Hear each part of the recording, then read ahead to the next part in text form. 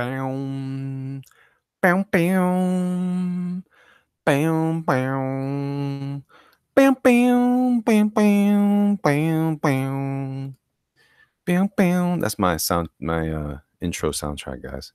Bam, bam, bam, bam, bam, bam.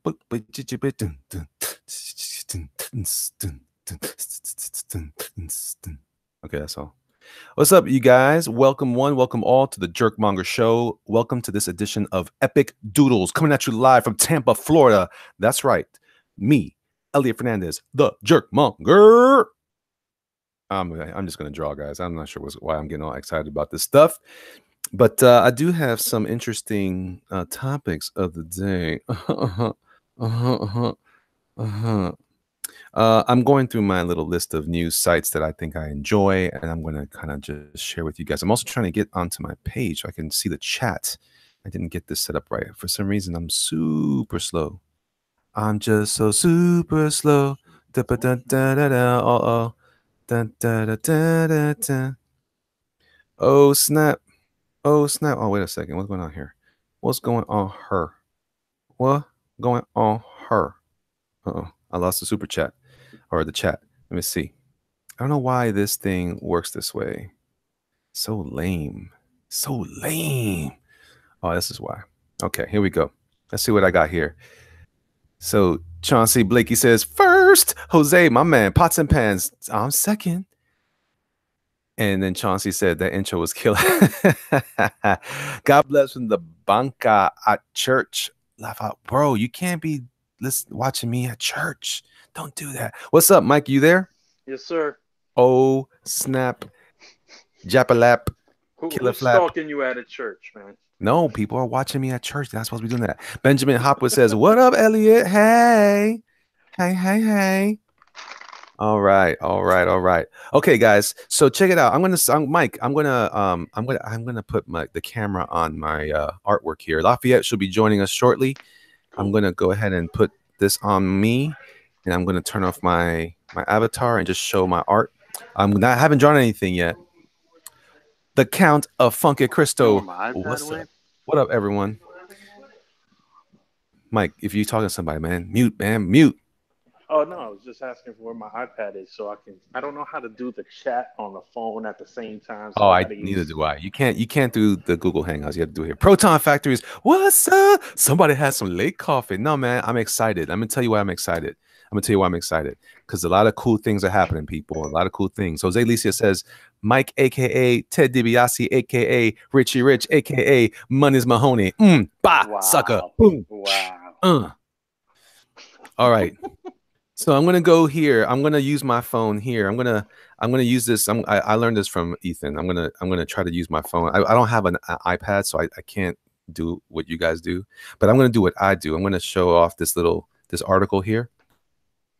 Apparently, X-Men fans aren't loving the Dark Phoenix trailer, Mike. Did you know that? Yeah, Did you hear that? Can I tell you something, though? I'm really digging it. I thought she looked great. What's wrong? Do you not like it? Well, before you get into that. I didn't say enough to even warrant a fair opinion. The only thing that it did look like they rehashed kind of X-Men Last Stand, it seems to be that same storyline. Like Xavier and them suppressed it. Something happened. Now Magneto's pissed off. Well, yeah, but Xavier's done. She shows power. It's like hold on. Are you really saying that? Even though after all these years, that this has always been the case with X-Men, always gone back and forth. You turned into a transformer. Let me see. Jose says, the first AMV says, hello, Elliot. How you doing first? Jose says, it's blah. I just like that Mystique doesn't look like blue Jennifer Lawrence. That's true.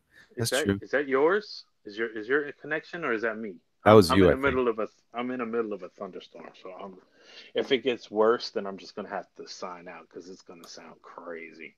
Yeah, no, we're good so far. Let me see what I got here. Chauncey says, too early to call. So, Mike, do you have a connection to the chat?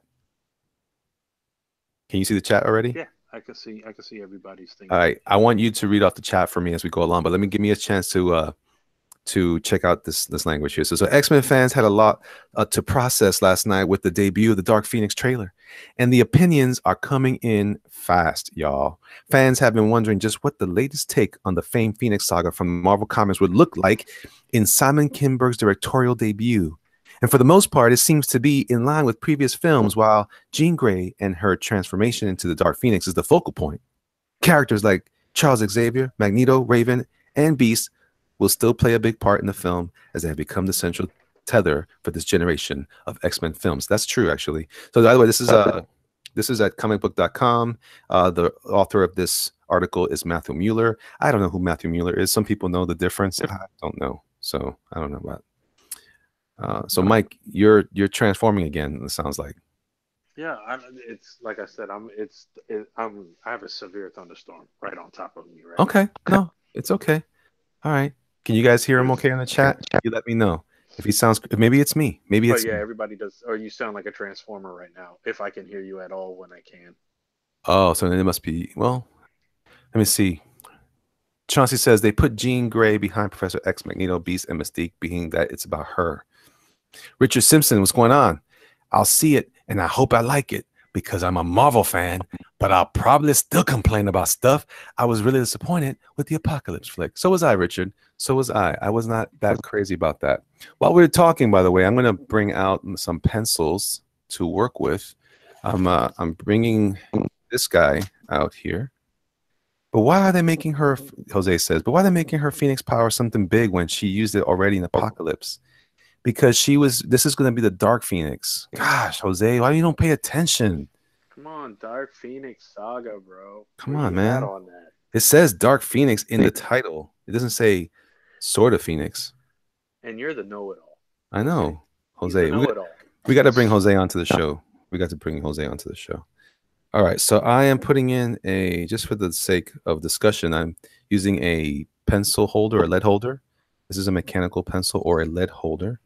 And I'm going to also, this is a magnet, so I can connect it here. Look, I can clang it on that. So it's cool. And I'm going to draw, in honor of this nonsense, I'm going to draw Jean Grey. But that is the Dark Phoenix, Jose Alicia says. I don't know what to say, man. Yeah, Chauncey says the Apocalypse movie left a bad taste. You're not reading the chat. Mike, you're not reading the chat. I can't draw and read the chat. They're gonna laugh at me. I'll read the chat. It's just that the connection's all crazy right now and lagging. Okay, all right. Hey, is that Lafayette? Shh. Did Lafayette? Did he just say bro like 3 times? No, I haven't said anything yet. Oh yeah. Had you guys met each other, Mike? Lafayette, Mike. All right, we're good. Yeah, the last time around. Oh, there you go. I'm a dancing clown. All right. Now we're friends. Mm-hmm. All right. So I'm laying in some lines. I'm gonna draw Phoenix just for love because I don't have a customer for this yet. So this is just gonna be for love. Oh, so interesting. Yeah. Interesting. Are you gonna handle the chat, Lafayette, like you did last time, or? Yeah, I'm looking at it here.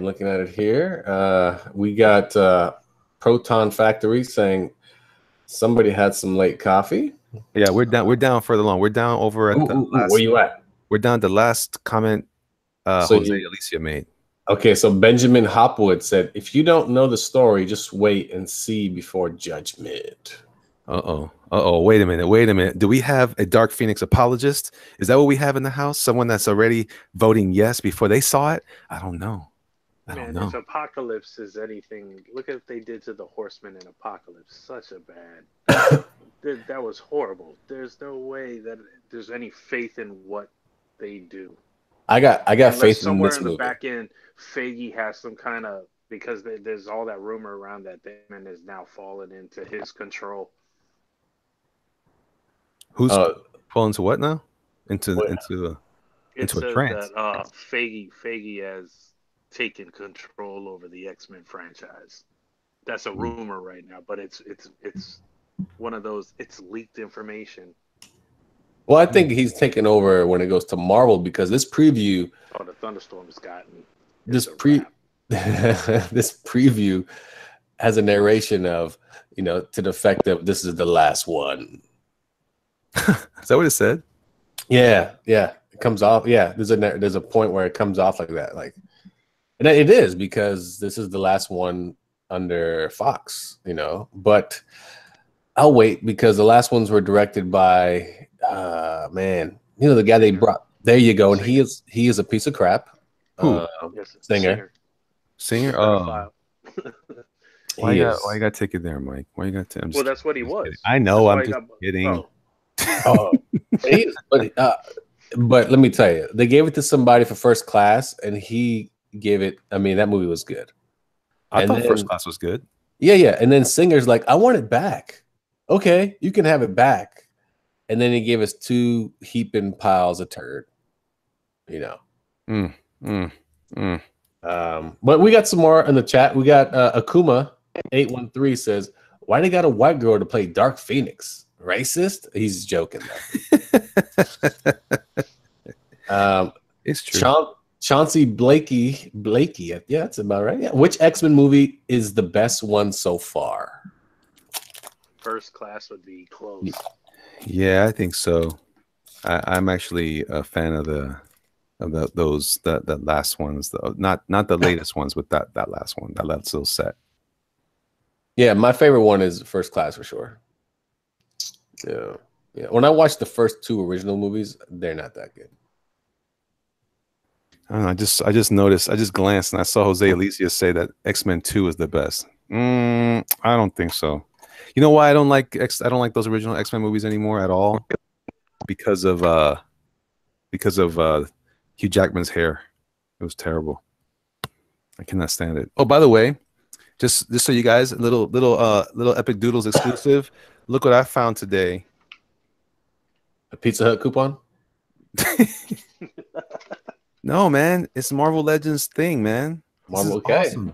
This better be good. Look, you don't see it? Hey, there he is. There he is. The thing, man. Marvel, that actually is really cool. It's dope, man. Oh my gosh, I have the whole set now. I have all the Fantastic Four plus Herbie, or is it Herbie or Kirby? I think it's Kirby.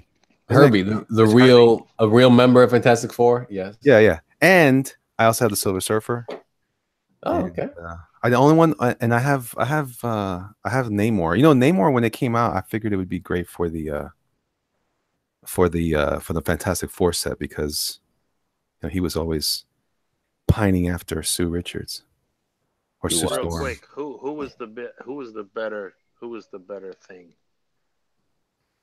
The Fox with Jessica Alba version, or the one with the Michael B. Jordan version? Oh, mine is the Michael B. Jordan version. I thought it looked cool. The movie was horrible. That's all. I think you're right. I agree with that. Actually, I do agree with that. So no shorts was not a problem. No, I'm not saying it was a problem for me, but it was the problem with the design was that he didn't wear clothes. He's a rock. Whatever. Who's that? Yeah. Which one didn't have clothes? The latest one. The latest one, he had no clothes. Oh, I don't care, man. That's ridiculous. Because he was always rock hard. Listen, I'm just saying that that when all is said and done, Michael Chiklis was good as an actor. I think he played Ben Grimm well, but I don't think he looked that great to me. But it wasn't terrible. It wasn't the worst that I've ever seen. My favorite, I actually like that second one with Silver Surfer. I just don't like Jessica Alba as Sue Richards. She is horrible. Yeah. The Surfer guy was awesome. I don't know his name, but he always plays those cool. Was that voiced by Morpheus? Yeah. So good. So Jose Alicia says, I know the comic book story. The movie story, she had the power in Apocalypse, and now she has the Phoenix. And get the Phoenix stronger. Okay. Benjamin Hopwood, Apocalypse was trash, but you have to have faith that they'll turn it around because this is the last X-Men movie for Fox. Well, that's why I think they're going to ruin it. Yeah. The last one. No. Jose just said X-Men 2 is the best. We read that one. Benjamin comes back on. Jose, they do have some explaining to why she used the power before they go into space. Well, I don't think they're going to go into space at all. No, I don't think so. Yeah, they don't have the budget for that nonsense. And then Jose said, "Did you see Bishop?" No, Where? No. Was he in the trailer? Was in the trailer? Yeah, I didn't see him in the trailer. No. Is that a thing? Let's see. The Ben from the original movie that was never produced. Oh, that really bad one. Oh yeah, no. Wow. Yeah, leave that on the shelf. Wow. Silver Surfer was played by the same character as Abe Sapien. Okay. Oh, I didn't know that. Okay. And hopefully MCU uses the next Avengers movie to reboot and bring in the X-Men and Fantastic Four. I don't care. I don't think they'll do it in those movies. I think it'll just be their own. They'll be part of the universe, but I think they're just, here's a new X-Men movie. Are you guys excited? Are you guys excited for the next wave of Avengers movies? Am I the only one that's not? Well, like I said, you can only see the end of the story. I'm invested 10 years. I can't miss the end now. I'm not talking about that. I'm talking about after this Avengers 15 or whatever. Oh, you mean like their next phase or whatever? Phase 2 or phase 7 or. Only if the phase is cool. I mean, if it's interesting to latch onto and be like, okay, if I'm going to sit through this another 10 years, it better be better than the first 10 years. What's your guys' thoughts on should they bring what happens to Black Widow? Is she going to disappear with the original Avengers now? What do you think? That's what they're trying to do, right? They're trying to get rid of the old Avengers, bring on this new cast. I mean, I don't care for that character. So Captain Marvel replaces Captain America, right? Yeah, I mean, who cares, honestly? I don't. That's the problem. I don't care. This is why I'm not upset. But this is what makes me sad. It saddens me though, Lafayette, because I just feel like they've taken away my childhood. Why do people say that? They've ruined my childhood. Oh, no, I know. It's ridiculous. They didn't ruin your childhood. You just have to grow up now. I can never be the same. Maybe all right. So Elliot, the last talking, did you watch any of the movies that half the chat suggested you watch? I did not, and I've been really busy trying to get ready for this next for New York Comic Con. And we'll see. From there is when I'll get a chance to spend a little more time. I've literally just been working at my drawing table here. Been doing videos, trying to build content. By the way, my channel's growing. I'm excited.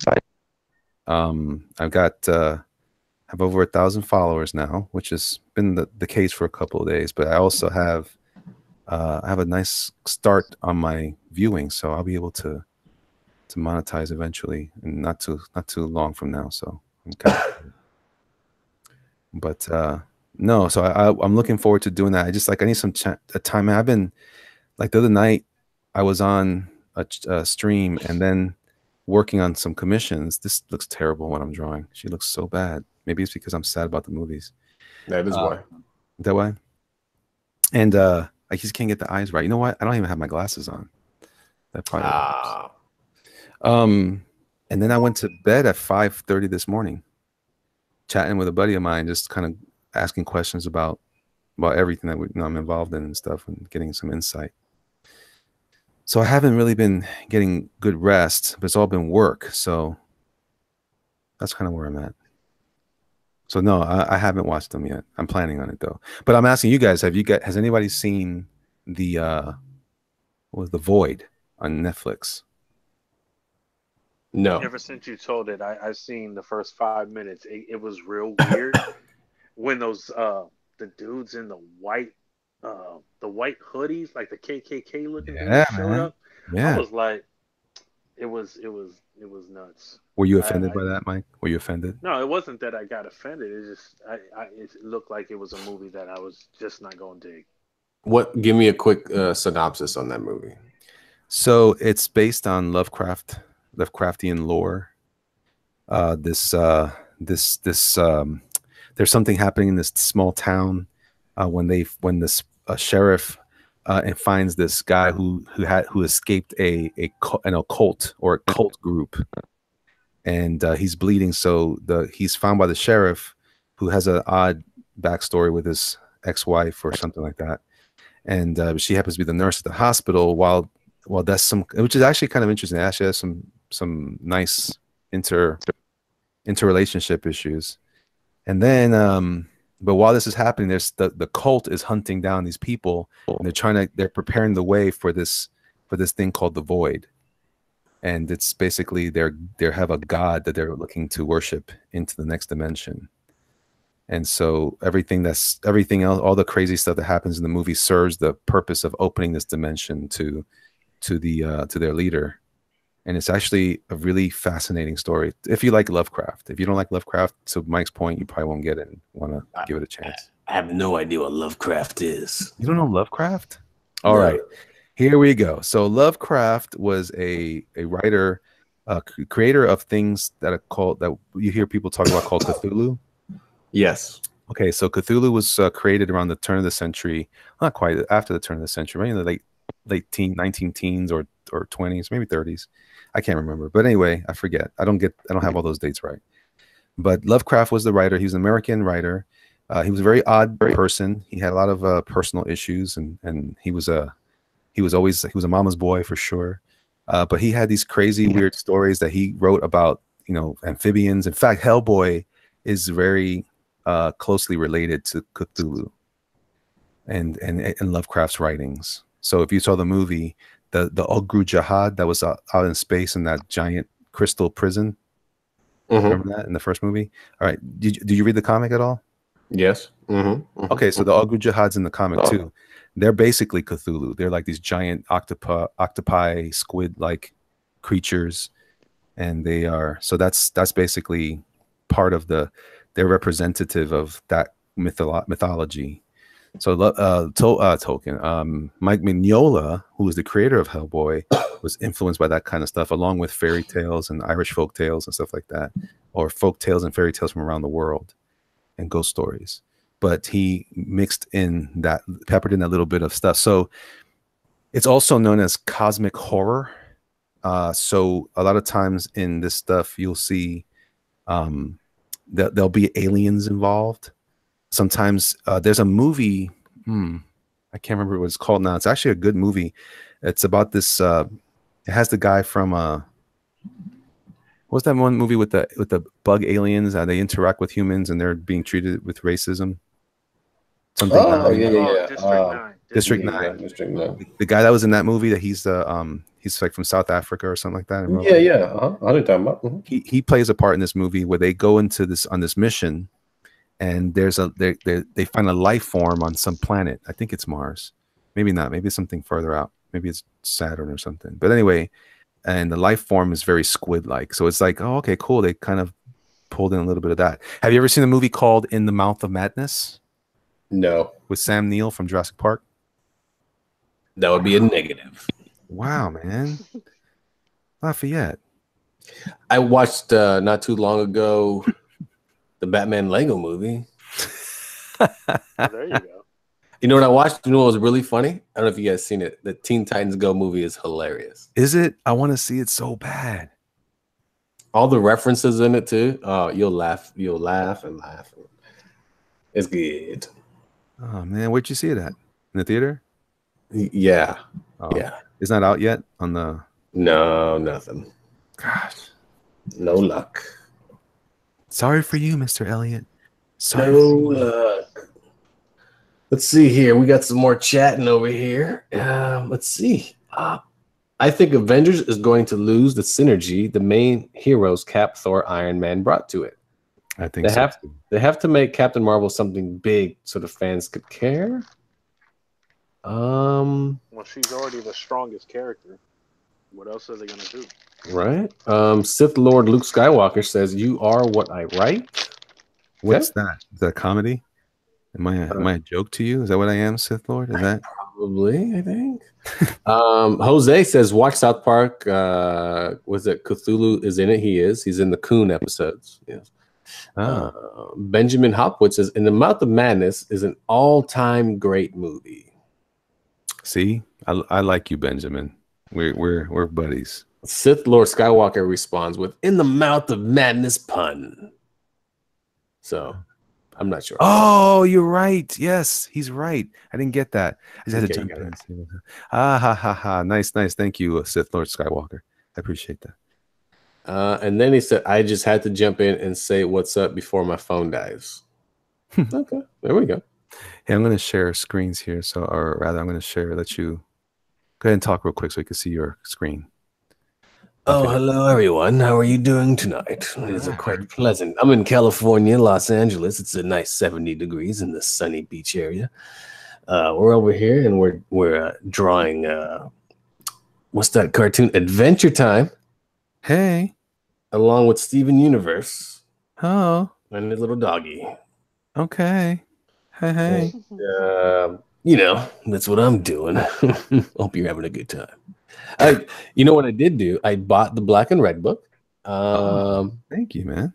Yep. And I was gonna ask, are you done with the book, like in the sense of adding to it? Yes, it's only 20 pages long. No, but like everything's picked out already. Yes, I already did. Why do you have a because the one you did 2 nights ago of Rogue would have been excellent for that book. Except she's not black and red. What do you mean? Just add some red to it. Oh, the characters themselves have to be black and red? No, they just have to be part of that series where there's red added to the artwork. Yeah, you can throw red in the background. Well, you know, maybe it's that time of the month. That's horrible. That's horrible. No, we're not gonna do that, Lafayette. Right. No, but I did include Miss Marvel though, based on someone's request. They said, "Are you gonna be putting that in there?" I said, "Why?" And I also included the last Wonder Woman I did. Yeah, I saw that one. Yeah, so she made it in. She made the cut. Yeah, I'll be the judge of that. Oh wow.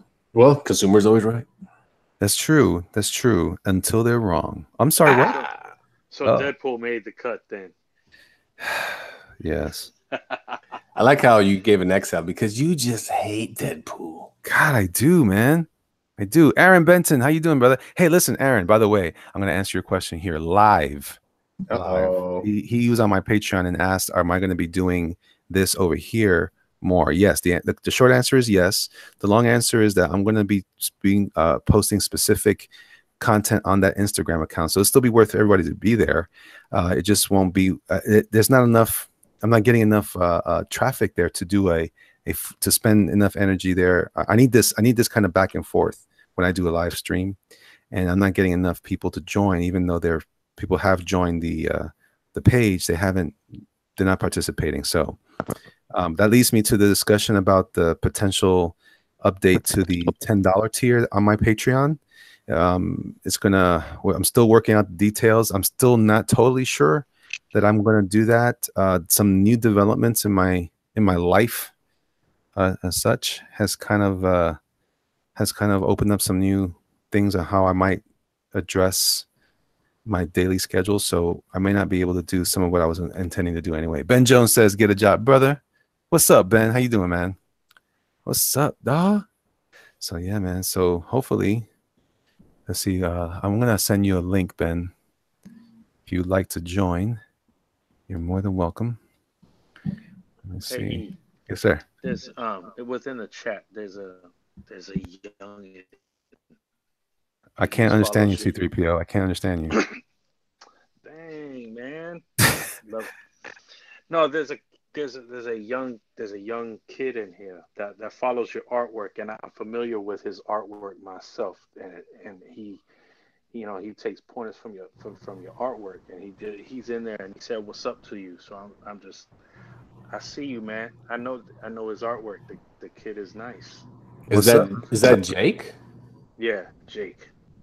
I've seen his art on Facebook for years. That dude went from like, you could tell like he was learning to draw to like he's pretty damn good now. Well, right on, man. I'm glad you're coming on board. I appreciate you visiting. You're a good man, Charlie Brown. Keep it up.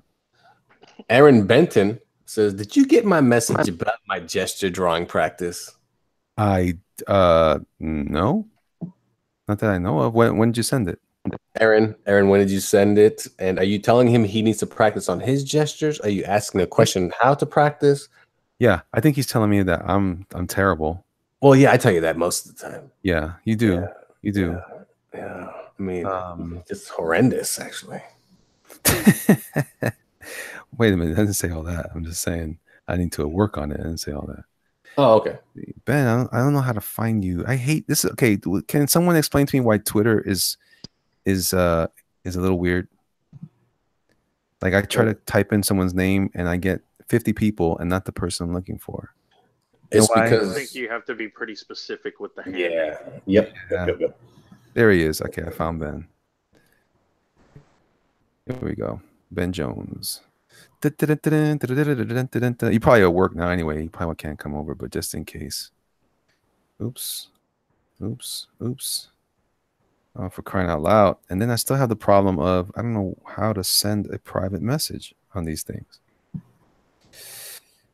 Hi, man. On Google Hangouts? No, on Twitter. I did it once, I think, to Mike, and I can never do it. I think I keep whatever messages I have just in case, because you never know.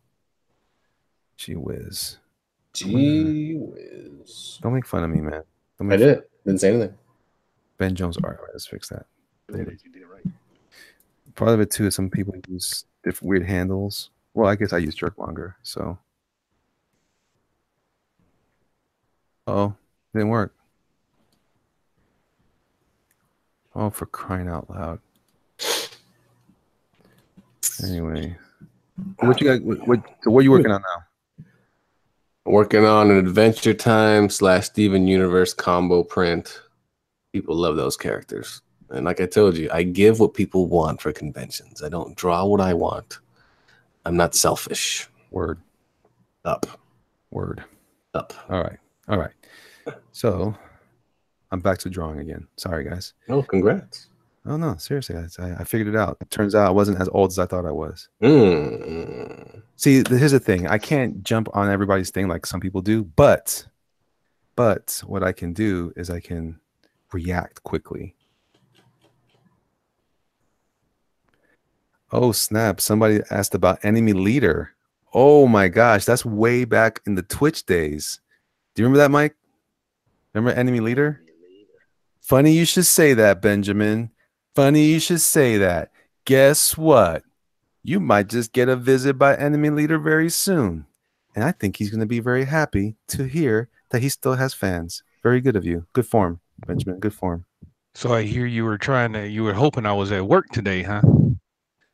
Say what? I hear you were hoping I was at work. No, I'm home. Well, no, I wasn't sure if you were. I know the other times you've been at work. How you doing, brother? I'm doing good. Everybody, this is Mr. Ben Jones. He's hanging out with me today. How are you? What's up, guys? He heard the call. It was like the Avengers Assemble up in here. Yeah. This is the melanin heavy side of Comicsgate. Well. Oh, goodness gracious. It does get pretty serious. So, well, you know, we like being in the sun a little bit over here. Yeah, we can handle it. So, oh, guys, we've already passed. I have 316 backers. Nice. On my black and red. Very cool. And we are about wrapping it up. We have 7 hours left. So tonight's going to be a fun night. A lot of chatter and fun and discussion and talk and other foolishness. Nice. You're getting close. Yeah, man. Okay, so is there talk of Black and Red Part 2? Or is it like big and juicy time? There's a lot of discussion about several things. We are probably going to there is going to be a Black and Red Volume 2, but it's not going to include superheroes in that one. This is the last superhero project I think I'm going to be doing. After this, it's going to be other types of pop culture, iconography, and hopefully stuff that's appealing to everyone, but because not everybody that follows me is necessarily interested in the supers and capes. I know you are, Mike, but you're not even interested in superheroes either, Mike. You're a darkness kind of guy.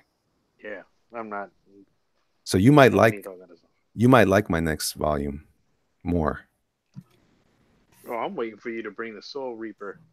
I'm waiting that guy. Uh-oh. I love that guy. Uh-oh. Uh-oh. Yeah, I'm gonna bring Him and the Rooster somehow put them together. Great story.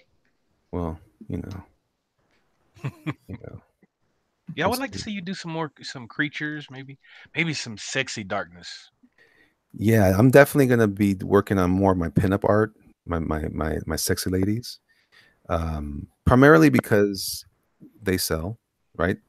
That's They sell. correct. Sex And sells. they do sell. And also because I just enjoy drawing that stuff and I want to include that as part of my whole thing. And also I want to include more monsters. So whenever I've done concept art, it's been creature design primarily.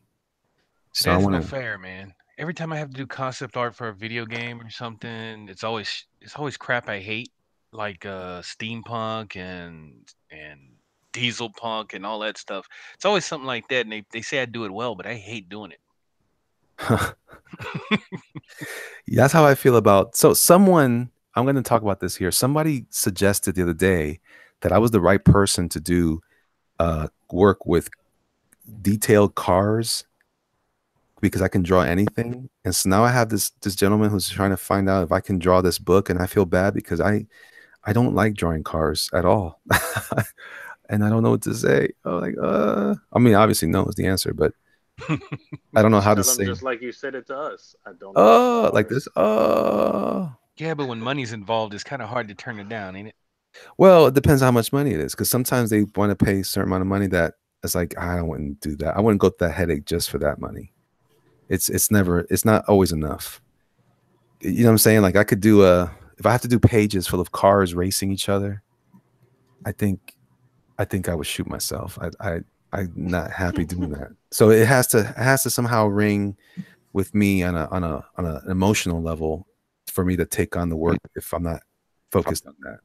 Plus, as it is, I'm kind of stocked up on a bunch of things I need to wrap up. So I'm really being very careful what kind of projects I take on. Be more thoughtful in general. Yeah, I've been like that for the past couple of years, where because I get messages every day. Hey, man, I would really love you to draw my book, or how much are your sequential pages and all this other stuff. And I feel bad because I got to tell them, like, listen, I do sequential pages for one person, me. Yeah. Just I can't do it for somebody else right now. It's too much time, and there's no way in hell you're gonna get paid an appropriate amount of money for the amount of time that you're gonna throw into these sequential pages. People don't realize how much time this stuff takes. Right. And then on top of that, it has to be something you enjoy doing. So if you hate doing it, and then at that point, it doesn't make a difference how much money you're getting paid. It's never going to be enough to keep you engaged in the projects. And then what happens is you start dragging your feet, and you're like, oh well, maybe I just won't bother with it. But it's too late because you've already agreed to do it. Trust me, I've been there. Not fun. Lafayette, have you been there? Where are we going? No, I'll be honest. I've only drawn 5 comics, and he pays me, I'll draw it. I don't care. Well, I mean, that's again. It's all preference. Like I'm just saying, like for me. Well, you know what though? To be honest, the ones I've drawn though, they both customers, I guess you can call them. They both they want to feel empowered. Like, oh, I created this book, so I'm the art editor. And I tell them both, look, you paid me to draw it how I want to draw it because that's why you hired me. So let me just draw it. You want to edit it afterwards? Because I do everything digital. It's like, go ahead and do all you want afterwards. But let me draw it. And then and one guy did. He started changing a bunch of stuff himself. And I was like, you already paid me. I don't care. And yet he was like, can you draw the next book? Sure. You already paid me. Like, you know what I mean? It's like, sure. And then the one I'm working on now, Canada Bear, he did the same thing. He edited a bunch of panels in issue 3. And then his co-creator said, stop doing that. Let him draw it the way he wants, because I drew it like Hanna-Barbera because that's what he wanted. He wanted a cartoon, style. And then I said, look, let me just draw it my way. I want to draw it more comic book / animated cartoon. and he started messing with it again. And then I told him, if you mess with one more thing, I'm not drawing another panel. And he's like, oh, no problem, because I'm doing everything this issue. I'm doing the lettering, the coloring, the inking, everything. There's no other people part of the book. I said, look, man, I'm doing the whole book for you. I'm doing the cover, everything. Like last time you had an inker, you had a color guy for me, and I hated the inks and I hated the color. I'm doing it myself. And his co-creator is like, yeah, do it all. I don't care. Like, I mean, I've already changed the story.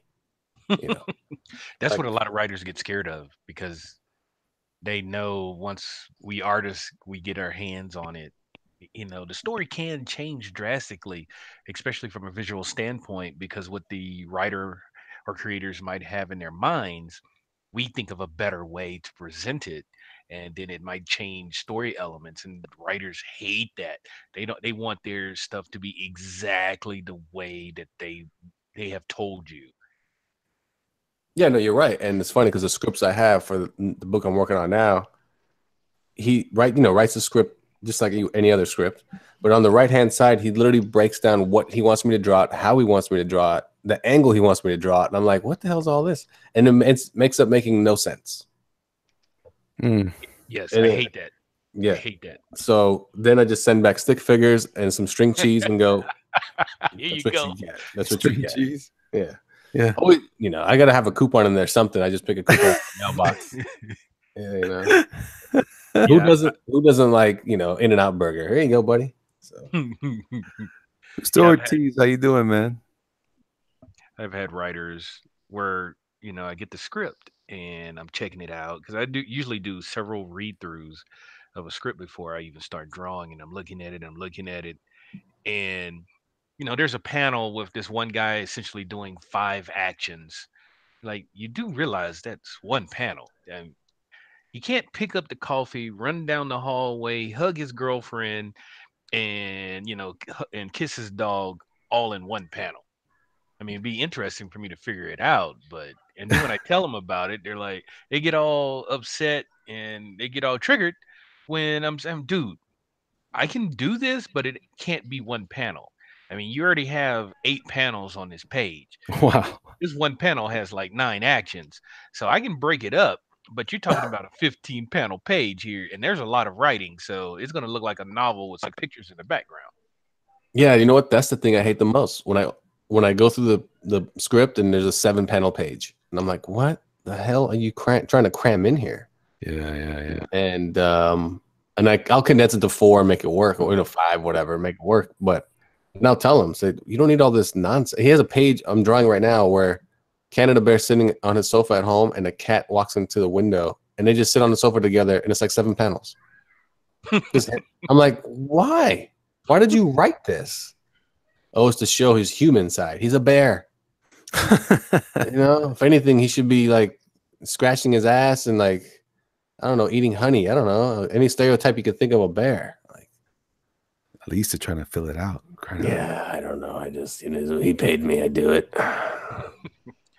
Yeah, a lot of people they fail to realize that we as artists, or as sequential artists, we're hell of a storytellers, and we can visualize the pages usually, not all the time, but usually better than the writer, because we're there with the page. We see what's available, we see what space is available, and what would work better for composition wise, and to lead the reader through this mess that the writer has visualized on a on a weekend bender. So this is great. This is gonna be a good time. Watch this. And that's really what pushed me to the point to start doing my own book. It's like, you know what? I'm not dealing with writers. I'm just do my own thing. Because I kept running into writers. I'll say quote unquote writers, and because there's no how should I say this? There's no determining factor if somebody's a writer. Somebody could just jump online and says, "Yes, I am a comic book writer," and everybody would believe them. With us artists, if you say you're an artist, people are gonna say, "Okay, well, show me what you got." And writers don't have that right now, so I just didn't trust writers anymore. It's like, most of the stuff that you guys are claiming to be writers on is garbage. So why can't I just do my own garbage and move on? Yeah, Well, that's true. that's true. But let's hit the chat box. Lab Comic says, "Good evening, gents. I'm not seeing any of the links to your stuff, Mr. Jack Manga." So Thank you, Lab. I did include those. I went down there and I added those while everyone was engaged in healthy and and lovely discourse. I loved it. I'm not even sure what I'm drawing anymore. She's naked right now. that's fine. Benjamin Hopwood says, "I saw that video today and was peeing my pants." I don't know what video he's. Maybe I can go back and see what he's talking about. Something about nope, don't know. He'll fill us in. Aaron says, "I have to go because I have to do some drawing. I'll see you later." All right. Well, the whole point, Aaron, is to hang out with us while you draw. Yeah. Richard Simpson says, "I hate drawing cars. Laugh out loud." I wonder if he actually laughed out loud too. Like he was like, "I'm gonna type this." That's just good. Benjamin Hopwood says, "You have to love mechanical drawing to draw details of cars all day." That is true, though. You do. Yeah, wouldn't you hate to be the guy that gets hired to draw Transformers? Oh, I couldn't do it. I couldn't do it either. No. Just. But now, but Ben, you do work for like science stuff, doesn't that? Do you do any art that goes along with that also, or is just your job, your day job type stuff? Yeah, that's just a day job. I've done, usually because for the guys that don't know, I do work for NASA, but when some manager or somebody finds out, oh, you're an artist, why don't you draw this satellite for me, whatever. And I kind of cringe in the background, like, oh, I don't want to draw mechanical stuff. But usually I get out of it because they say, oh, you work for NASA, why don't you draw this for us? And I'm like, okay, well, here's my commission rates, and this is about how much it would cost after certain revisions. They're like, oh, we have to pay? I'm like, yeah, I'm a professional artist. I mean, I understand I work here, but that don't mean you get freebies now. If you want to put this amount of time into it, then it's going to cost this amount of money. And then they usually walk away just like, do. Yeah, we got E. Ortez Arts. I'm going to say your name is Eddie. Okay, let's go with it. Evening, all. Good and yourself. Tyler Nichols says, Lafayette, what books have you worked on? Well, if you look at the screen, Canada Bear, that's the cover to number 4 right there. It's not quite done. And then I've done Canada Bear. I've done several children's books. There's like 10 out. You can get them at Barnes and Nobles or whatever. Wow. And then I did another Canadian style hero. People love that because I'm Canadian, I guess. That's why he was based. Yeah. Do you know Pierre? Oh, I know Pierre. Oh, I called Pierre earlier. I got 7 more people to call today. And then, so he was. You guys have you guys heard of Captain Canuck? Yeah. Okay. So he was basically just like Captain Canuck. It was like a 2-issue thing, and it totally sucked balls. Why is it that there's so many? Well, I guess there are a lot more American hero guys too, I guess. Huh. I was gonna say, why are there so many like nationalist heroes coming out of Canada? It's because I'm asking you. It's easy to put the label of the country before the hero. That's all. It's laziness. That's all. I mean, think about it. Captain Canuck is old. Like the character goes way back, and all he is, oh look, Captain America. We need somebody too, Captain. They didn't want to call him Captain Canada, so it's Captain Canuck. I told you it should be Captain Canadia. Yeah, people ask me that too all the time. I'm from Canada. Do you speak Canadian? I'm like, okay, I'm speaking to you right now, which means you're bilingual. So we got Sketch Therapies in the house. What's up, Sketch? He says, sounds as dumb as a writer telling Steven Spielberg how to direct. I don't believe anyone who says they are writers if they don't have anything published. Well, does Facebook count? Technically, that's true. Yeah, I'm a damn good writer. Benjamin Hopwood said the video he was referencing was the enemy of the leader. Enemy leader. Yeah. Enemy leader. He's coming. Yeah. Negotiations with him right now, as a matter of fact. Oh, nice. Not Eddie Ortiz Art says Eddie is not even close. Humphrey Bear says hi to Eddie Ortiz, so hopefully they can have a conversation. And then he said, "What's up?" He said, "I'm good. How are you? How's your life?" "Pretty good." "Oh, cool." I'm just kidding. He just the whole conversation. Yeah. Have Donald DeLay lined up for Friday? Nice. I'm stoked. Send a direct message to Elliot Fernandez. So Ortiz Art sent you a message. Oh, nice. Okay, cool. Yeah. And then Benjamin jumped back in and hey, Elliot, watching The Void feels like a John Carpenter thing or his thing. Oh, by the way, John Carpenter's thing is also very Lovecraftian. Yeah. So. And side note, Grey's Anatomy premieres tonight. Okay. I don't think so. No. You know what? You want to hear something really bad? Is McDreamy still part of that? No, he died. This is bad. This is like a confession. Okay. I've watched every episode of that show. So that is not a joke. I've seen every episode because years ago when it was like I think it was a Super Bowl. After the Super Bowl, watch the new show, Grey's Anatomy. And I was like, oh, what? Doctor show. I loved ER. Okay. So then I was like, okay, I'll watch it. And that's it. I was like, oh, I've been watching it ever since. And if that was a real hospital, you would never apply to work there. There's a good chance you're going to die. They've killed off so many doctors in horrendous ways. See, that's why they had, just horrible. That's why I chose not to live a life of wealth and be a doctor. Yeah. I chose this life. I chose poverty. Well, they killed off McDreamy because he didn't want to be on the show anymore. So that's messed up, man. Miss Heigl. Heigl. Oh, you just got the boot because she was too much to handle. Good. Now we're talking Grey's Anatomy. Thank you, everyone. Thanks for coming. Bye-bye. I watch a good chunk of it myself because my wife loves that show. So yeah, it's a good show. I mean, yeah, sometimes it's actually really good. I ain't gonna hate. I put my man stuff on the table. I'll watch it.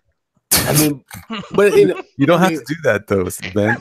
It's unnecessary. Do it. Leave it on. Do it.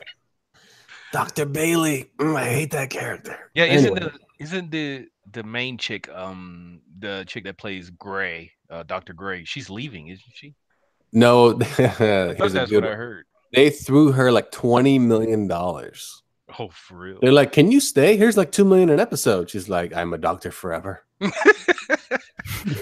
Well, real doctors get pissed in the background, like, right? What the hell?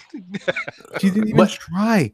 You know what though? But you're right, because she was gonna leave. Basically, Shonda Rhimes, the creator of the show, is like, "Well, if you leave, there can no longer be this show." Yeah, so it's like Mr. Belvedere going, "I quit." What? That doesn't really work. So they basically just doubled her paycheck. Like, here you go. She's like, okay, I'll stay. I'll stick around a little bit, because the rumor was it was going to go to Netflix. Yeah. Yeah. If ABC didn't want to pick it up anymore, but ABC, it's one of their top shows. So, and they love Shonda Rhimes on ABC. They'll let her create anything. She created that horrible fireman show after Grey's Anatomy. It's just, which one is it? I don't know. It's called Turd Sandwiches Catch Fire. It's a piece. It's trash. Welcome to Confiscate, everyone. Anyway, let's go back to the chat. All right. Humphrey Bear says he's just chilling. Well, so are we, and thanks for coming. Jose Alicia. Oh, good one. Jose gave us an update on what to watch tonight. He said, "I'm just watching the Jersey Shore," which is new tonight. Correct? That's still on? It's just on? They brought it back. They brought it back as a 8-episode short reunion thing, and they all went to Miami, and it got so many ratings that they're like, "Oh, film another season right away," and they went to Vegas to film a season. Okay, then we got Sketch Therapy jumps back in and says, "To me, a writer needs to be paid, or he's not a writer." And the director thing was in relation to telling the artist what to do. Yeah, no, we got that. I don't think I agree with that. I think you could be a writer and not get paid. I don't disagree. Let's not drive them away. We agree. Sketch, thanks for coming by. Kevin Summers says, "Lafayette, what's your Instagram name?" It is LAFFYETTE. There you go. Check it out. If you go there today, I put a throwback Thursday picture of me and LL Cool J from after a performance that we performed together.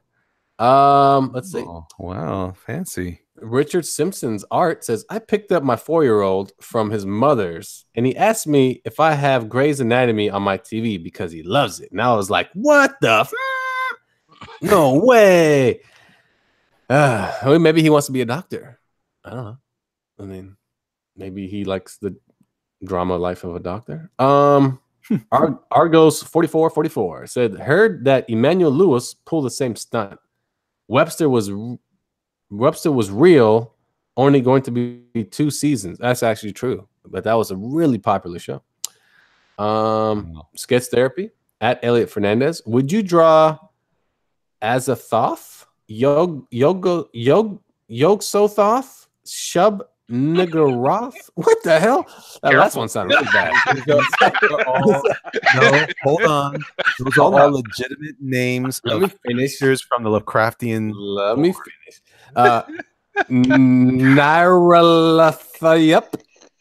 That sounds like somebody said trying to say my name, and he was just drunk. He's like, "Hey, Nyarlathotep." It's Nyarlathotep. Yeah, Lafayette. Correct. And then Argo said, really? To the Webster thing, and he was right. And then Akuma 813, everybody just give him love. He just needs love. Or is that an LL Cool J reference? I need love. Oh, that's true. I need love. You know what song I always thought was hilarious of his was I'm that type of guy. Oh, yeah, remember that one? That was horrible. Yeah. Hey, real quick. This is breaking news. Breaking news. Heroes in Crisis is here, and DC Comics fans aren't happy. I got it. I got the issue right here. Did you get it? I got it. First of all, the art is amazing. The guy that got drawing it. Yeah. Oh, he's just amazing. Who's drawing it? Clayman. Okay. Clay is, yeah, his art is dope. Yeah, his art is unbelievable.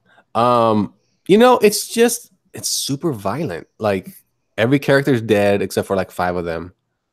He basically Superman finds like every Justice League member dead, and Batman finds like 5 more. Wonder Woman finds a couple.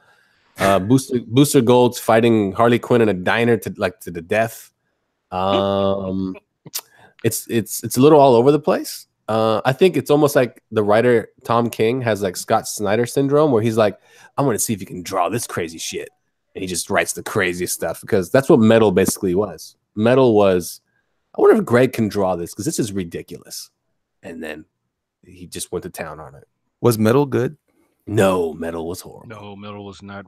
I mean, it had some good art in some places, but story, you know what I mean, though, right? The story is horrible, but the art, it's almost like I said. He was like, I wonder if Greg can draw 36 characters in a panel that's 2 inches wide. It's just. Whoa. It really felt like. So, we in Comics Gate, we have been saying, yeah, give us more stuff like Metal, on the surface of what Metal was.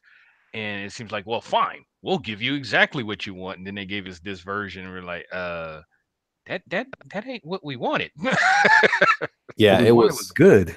It was good. Oh, it was horrible. I mean, and that whole I don't know what's the name of that character, that the main villain in that. He's Joker and Batman. Still Batman stupid. Who Laughs. There you go. It's the bat who laughs. Yeah. I mean, imagine if that. What's your name? The bat that laughs. Oh, okay. Like who's what? Got something cooler like Booster Gold. Okay, let's go back to Argo says about his Webster comment. Is that true? Because I'm just full of shit. And then the Count Funk Christo says, yeah, Lovecraft was a bit of a racist. I mean, I don't know the guy. He was a racist. He was a racist. He was. Wow. He can't run for Supreme Court. But if it's one of those things that it's kind of like he went through this crazy transition in his life. He was very like there's a great documentary on YouTube, actually. It's available on YouTube.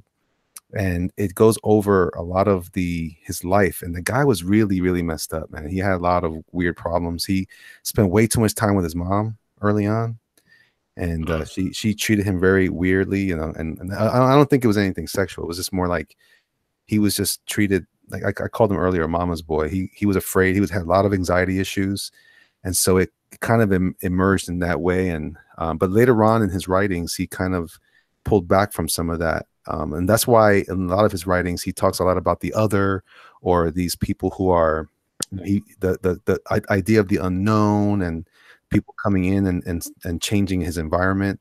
So he really wrote a lot about that stuff.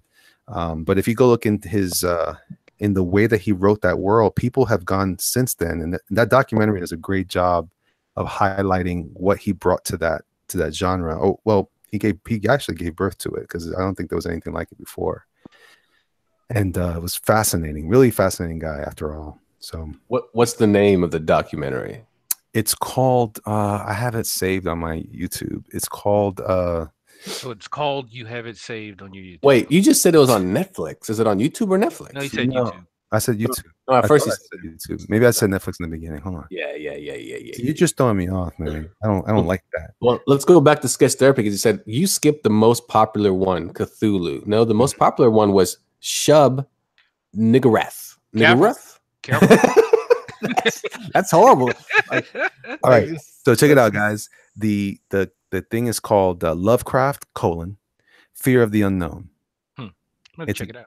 It's an hour and a half. It's excellent. Excellent. It's got Del Toro's in there talking about his stuff. Neil Gaiman's in there talking about it. It's really cool. Nice. Very, very cool. Nice. And it goes over his whole life, and then how his stories evolved, and very fascinating guy. He was, if nothing else, an ultra interesting person. But if you look at a lot of these movies, like The Thing, Event Horizon, even Hellraiser is loosely at least inspired by Lovecraftian stuff.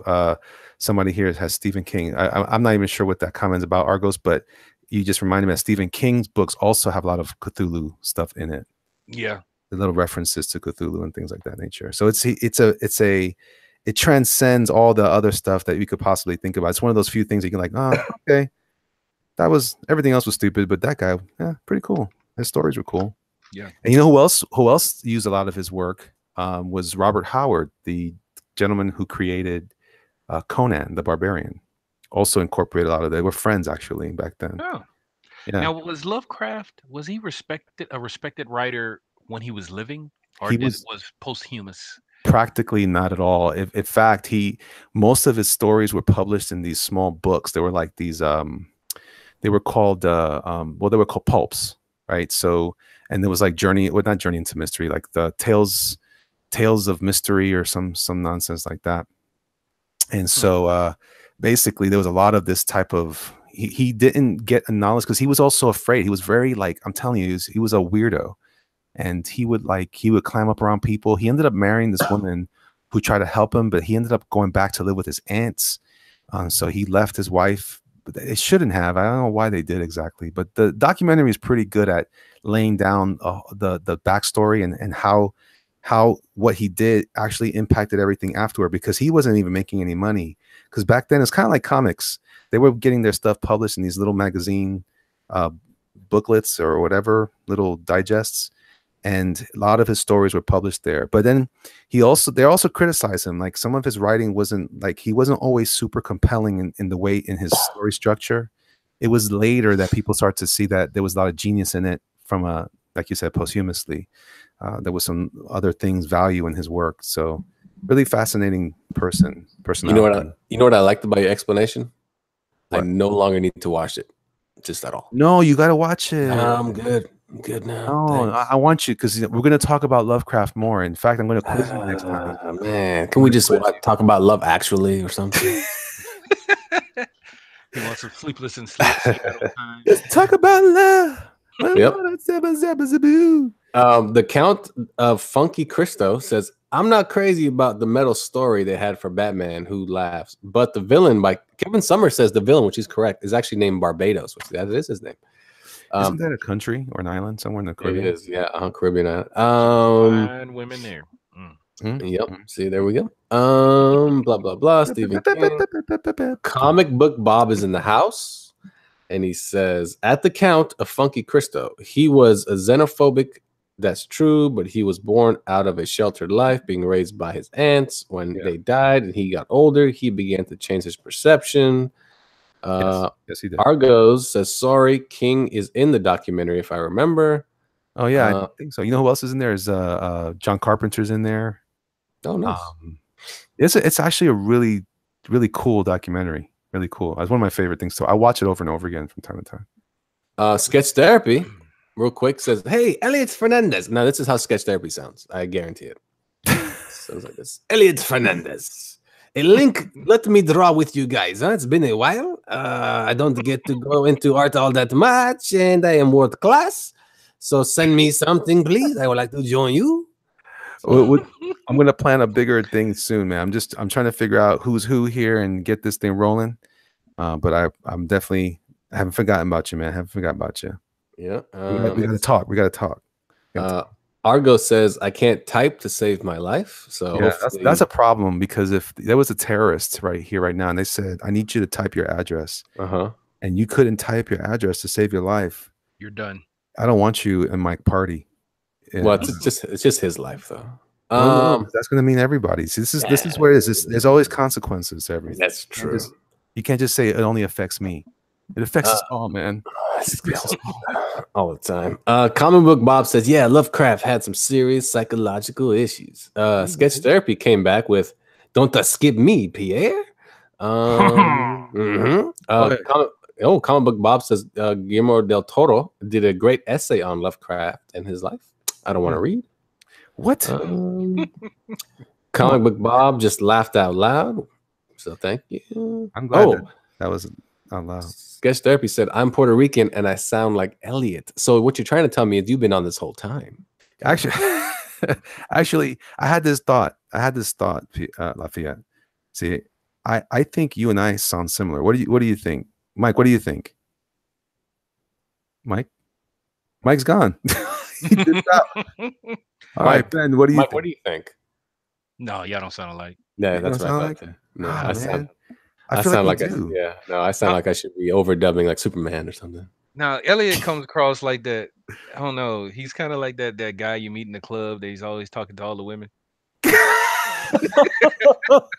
does have that. You're right. He does have that almost Lando Calrissian, Latino version. Yeah. I'm clearly the wingman in this whole. I'm the guy that sneaks behind him. I sneak behind him. Hey, ladies, what's up? And they're like, I noticed you have a robot with you. Hey, yeah, exactly. I'd rather be with her. That was a weird part of that movie. Yeah, I haven't seen it, but I heard it was a pretty good movie. It was just that part with the was cringy. Yeah, it was just like it's so weird. Are they doing what I think they're doing? Aren't you glad that there's a word like cringy out there, which is a complete bastardization of the other word, of the word cringe? It's clearly not a word, but anyway, it exists for a reason and it works well. In that particular case, cringy. Yeah, because you understand it, you feel it, because it's pretty much what you do when you see it. You're like, what is this? So yeah, I don't know I don't know how I feel about that. You know why? I'm going to tell you why I'm not as against it. Like some people are really like, oh man, this is blah, blah. I'll tell you why. No, I'll tell you why. Because when I think about that, it reminds me a lot of European or British science fiction. If you go back and look at like Judge Dredd and things, or heavy metal, a lot of that stuff had weird nonsense like that in those movies. I didn't have a problem with it. I enjoyed the movie a lot. Comics, whatever. Yeah, I actually enjoyed the movie. It's just that part kind of stuck in your mind. Like, are they saying what I think they're saying? Is it really? Oh yeah. Let me ask you guys this, because obviously those movies get a lot of heat, but obviously the reaction, that movie didn't do as well, probably in response to The Last Jedi.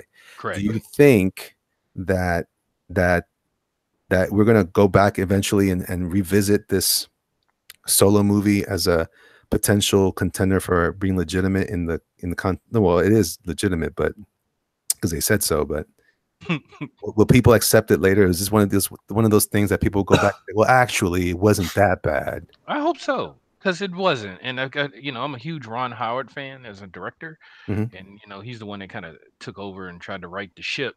I hope so, because if you put that book movie on its own little thing and say, okay, we're gonna judge this movie just solely on its pedigree and on its merit, it's not a bad movie. It's not a great movie, Mhm. but it's not a bad one. It's not a bad Star Wars movie. I mean, it's like, okay, you know, What would you compare it to? ooh, within the Star Caliber Wars wise, franchise. or just caliber wise? Like if you had to pick another movie from another franchise or another. I would say the second Indiana Jones because it's enjoyable. Yeah, You're not yeah, gonna I agree with that. necessarily hate it. Yeah, I agree with that. That's fairly accurate, I think. That's funny because I'm going to continue to be a contrarian. I actually really have learned to really enjoy that one a lot. I don't think it's my favorite one, but it's not. It's a great movie. Part of it is, you know what it is I've over the years I've developed this habit of putting on movies in the background because I've seen them so many times that I'll just listen to them now instead while I work. So because I don't have I'm so every once in a while I get distracted. I'll look up and I'm like, oh my gosh, that's cool. I know that part. But in general, I'll listen to it and I'll be like, this actually has a better screenplay than I thought it did. It meant a lot more than I thought it did. Same thing happened to me with Batman Forever. Is that the one with Mr. Freeze? Was that it? No, was that it? No, that's Batman and Robin. The one Forever is the one with Riddler. Okay. Right. I listened with Val Kilmer. If you turn off the video, you just listen to that. Wait. Was Val Kilmer at your house? You listened with him? Yes, he was here, and we had a drink together. He got a little frisky, and I told him, I said, "Look, I'm not like that. Okay, back up. I'm a married man." But I'm the saint. Yeah, I know. I told him. I said, "I understand that." Then I thought, "Leave me alone. I'm a family man." So anyway, if you go back and listen to that, the story itself was super fascinating how they portrayed it. And I also have a theory about that movie. I think one of the downsides to that movie, I remember back then the complaint was that Riddler sounded, I used to talk about this on my old Twitch day. So if you guys have been following me, I think you're going to laugh. You're like, oh, he's already talked about this before. This is not new. But Riddler, they killed off Jack Nicholson's Joker in the first film, right? And so I think when who made that movie? Was it what's his name? Not Bruckheimer. Joel Schumacher. I think he intended to have Joker. He wanted Joker, but he couldn't use Joker. It's so clear to me now. And when you go back and you watch that now, Tommy Lee Jones is playing the Joker against Jim Carrey's Riddler. Because if you listen to the way he acts and the way he even laughs like Cesar Romero's old show, that was an homage. That was a spoof, I guess, or an homage to the original '66 show. And then it didn't occur to me until I just listened to it. And then listening to the dialogue itself was really a smart screenplay. It was such a bad movie, I stopped caring. But like, you guys don't care. So anyway. Well, no, but the funny thing is about the whole Two-Face thing is even when I saw it back then, that was like 96, baby. I think you're right. That's the first thing I thought when I walked out of the theater. I was like, why did he just play the Joker? Right. That's all he was. He was just the movie. I'm sorry, but Chris O'Donnell ruined that movie. Yeah, he kind of did. You know why? Because he wasn't. Because Robin was old. Yeah, you're right. Because Robin was 30. And that's another thing I hate about Batman in general.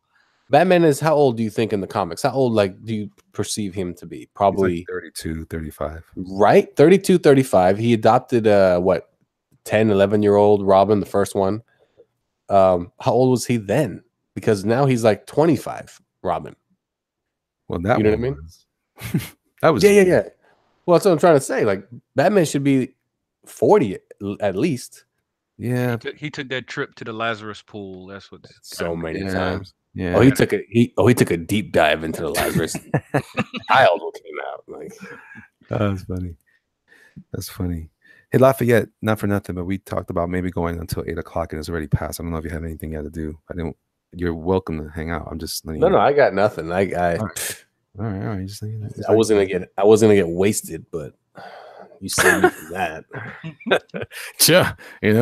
That's all I wanted to do anyway. Yeah, this is basically my AA right here. Every time I draw the Canadian bear, Canuck bear. No, we changed him now. He's now the Vancouver Grizzlies Bears. Is that what he is? Yeah. Oh, we're gonna go. Here we go. We got more. Here we go. We're going way back to Argos, who can't type to save his life. Said, if a terrorist was forcing me to type, I would try to kill them with the keyboard, going down swinging. Okay. Sketch Therapy says, I guess I got an open spot. Let me in, yo. Bam. Unbreak. Oh, and then we got some Spanish, which I can't even do, but here we go. Si quieres le dibijo un osito e Nico Canada ahi pa que se quiero. I don't know. That was perfect Mexican. Right? That's perfect Mexican. Exactly. Kevin Summers says it was forced. I don't know what that's about. Keep it private. Sketch Therapy says Cthulhu is in Solo. It's a bad Star Wars movie. It's an okay space movie. Okay. I mean, what makes a good Star Wars movie? Do you need lightsabers and Jedis? And I do need. It's a tonal thing. You know, I think that was where Last Jedi really, really failed. Was it missed the tone that you're looking for from a Star Wars movie? I mean, it was an okay sci-fi movie, I thought, but as far as being a Star Wars movie, it was a horrible Star Wars movie because when you go to watch a movie like Fast and the Furious, you don't want it to feel like aliens, because it's Fast and the Furious. I want to see Fast and the Furious. I want to see a Fast and the Furious movie. Don't give me something completely different because, it's the difference between not a Happy Meal, a Big Mac and a Whopper. If I say I want a Whopper, I want the taste of a Whopper. Now, if you show up with a Big Mac, then yeah, they're both hamburgers, but I wanted a Whopper. I didn't want a Big Mac, and granted, don't get me started on Last Jedi. I tend to ramble on that movie. Yeah, no, let's not go there. Oh my! Wait, let's go on there. No. Let's finish the comment section first. Kevin Summers says it wasn't that bad. I love how they added Darth Maul. Oh, there we go. Spoiler alert. Oh, sorry about that. I didn't see it. I know. I just said spoiler alert after I spoiled it. Kevin Summers says, had me thinking about what's next after Solo. Nothing. Benjamin Hopwood said, best movie arcade game, Temple of Doom. You're right. That was pretty good. Sketch Therapy says, I love The Saint. Sketch Therapy also said, you got a Twitch. And then he said 30 to 35. Talking about Batman. I used to have a Twitch. Well, I guess technically I still have a Twitch account. I just don't use it. Someone's encouraged me to use it lately. I don't know if I have the energy to do YouTube and Twitch. What do you guys think about that? No, just stick to one. Yeah, just one. Yeah, just one. You don't have the same audience. Yeah, YouTube is the way to go anyway. I like how you didn't give me a chance to defend myself. No, you get nothing. Argos says Chris was like a smug older Robin. Well, yeah, he didn't really have a choice. I mean, he was adopted by a man almost the same age. That's just weird. Think about that. Come live with me. Really? Yes. Don't touch anything and stop doing acrobats and what nunchuck moves with your laundry. Now let's change your diaper. What? Just horrible, that movie. But one person here liked it. Okay. Batman and Superman used to be like a perpetual 28 years old. Yeah, I guess. Yeah. Sketch Therapy came right back with the Spanish and he says, yo creo que la ve gusta el oso mi quiero cool. So here we go. That's horrible. Quiet. Just quiet. Eddie Ortiz, that's his actual first name, just laughed out loud. And I always wonder people do that, Like when you're texting with your friends, LOL, are you actually laughing out loud? I wonder. Hey, ask Nolan Taylor for his handle on Twitter, if he has one. You know what? Yeah. How about everyone in the chat box? Thanks for participating. Put your Twitter handle, your Instagram. Don't do that. No. This is just if people want to follow each other. This is like you guys are networking. Kids can yeah. You guys can hold hands, get parent permission slips, and if possible, please click the little bell on the top right so you're notified every time Elliot is live on YouTube drawing stuff. Because what else do you, if you weren't drawing, I know you do the other videos sometimes in the morning. But besides that, what else would you do? You do like hand puppets or anything? No, but I am going to be so I've been kind of working on my programming. I have someone I'm working with on trying to help me figure out what to do next, because it's very interesting getting on here. I'm going to keep going. I think I'm going to keep doing what I'm doing. I like having the epic doodles, which is just us. Anybody can jump in and join. I like having my morning muses where I can just kind of talk about life and my perspective on things, and irregardless of what people care about or not. It's just from it's my opportunity to connect with people that think maybe along the way I think. And then I think also there's I'm planning on adding another thing that is where enemy leader comes in. It's going to be good. It's going to be good. I'm eventually going to include you in that, Lafayette, because I think you're going to have fun with this. But anyway, and so far Ben is very, very makes me smile as well. So I might just invite Ben as well. If he's why not? Make it a Rat Pack type of thing. I know, right? It's the Shug Niggeroth in me. Yeah. You know what? I heard about that character from Lovecraft. Yes, good old Shug. Good old Shug. Shug Quiero El Lovecrafto? Wasn't Shug Knight? Was that Shug Knight? Shug Knight, yeah. Shug Knight. Benjamin Hopwood says, Elliot, back to the important topic at hand. I think Space Ghost movie would play. They just did Space Ghost in the comics. Yeah, I don't know, man. I don't think so. Listen, the guy wears a Batman mask without the ears. He's one of my favorite dudes, guys, but he's not a. He says things like "Space Ghost." That's. I don't says his name a lot. What if you did that like everywhere you came? Like you walk into Starbucks, Elliot. They're like, "What? Hey, tell us in front. We'll put it on a cup." Just shut your mouth. I go into a store and I go, "Jerk monger, savior of the universe," and then they go, "Thank you." Well, I mean, but nobody cares, so it's not that good. That is true. Nobody cares. Am I still sounding like Billy D. Williams? I'm just wondering. Not so much anymore. Now you sound like Sketch Therapy. So we said earlier. He actually comes with Rogue One felt like Star Wars Solo felt like a heist movie in space. Yeah. Rogue One was kind of a waste. No way. I love Rogue. No. It's good, but did we need it? Did we need it? You know what I mean? I think it's a welcome addition to the franchise and welcome addition to the mythos of Star Wars. I didn't like it to the last 10 minutes. Oh, I was bored as hell. It's like I'm very biased against prequels. I really hate prequels. Why is that? They're not because you already know what's gonna happen. It's just like watching the Titanic. You know the boat's gonna sink. Yeah, that was my problem with it. So it doesn't leave any mystery. I mean, you know kind of what happens at the end. It's true. It doesn't leave you questioning. But you didn't it's true. Rose could have saved him. Yes, Rose Tico. Yes. Yeah, but no, she had to let DiCaprio die. Okay, back to Sketch Therapy. He says Solo is like sipping on iced tea when you're expecting a soda. Calories. Nolan Taylor just joined the group here. Elliot still twitches. Does he mean that by like you have a problem physically? What? I don't know. Twitch. Well, Nolan, well. Rex Warden is in the house, and he says, as nasty as Google is, they're nowhere near as authoritarian as Twitch. Yeah. Good old E. Ortiz said, my Spanish is really not that bad. He says, hearing you speak Spanish was very funny. Well, any language you put up there, I'll give it a shot. Just not Mandarin. I can't read those characters. So, have you guys been getting weird phone calls lately from people like in other countries because they can?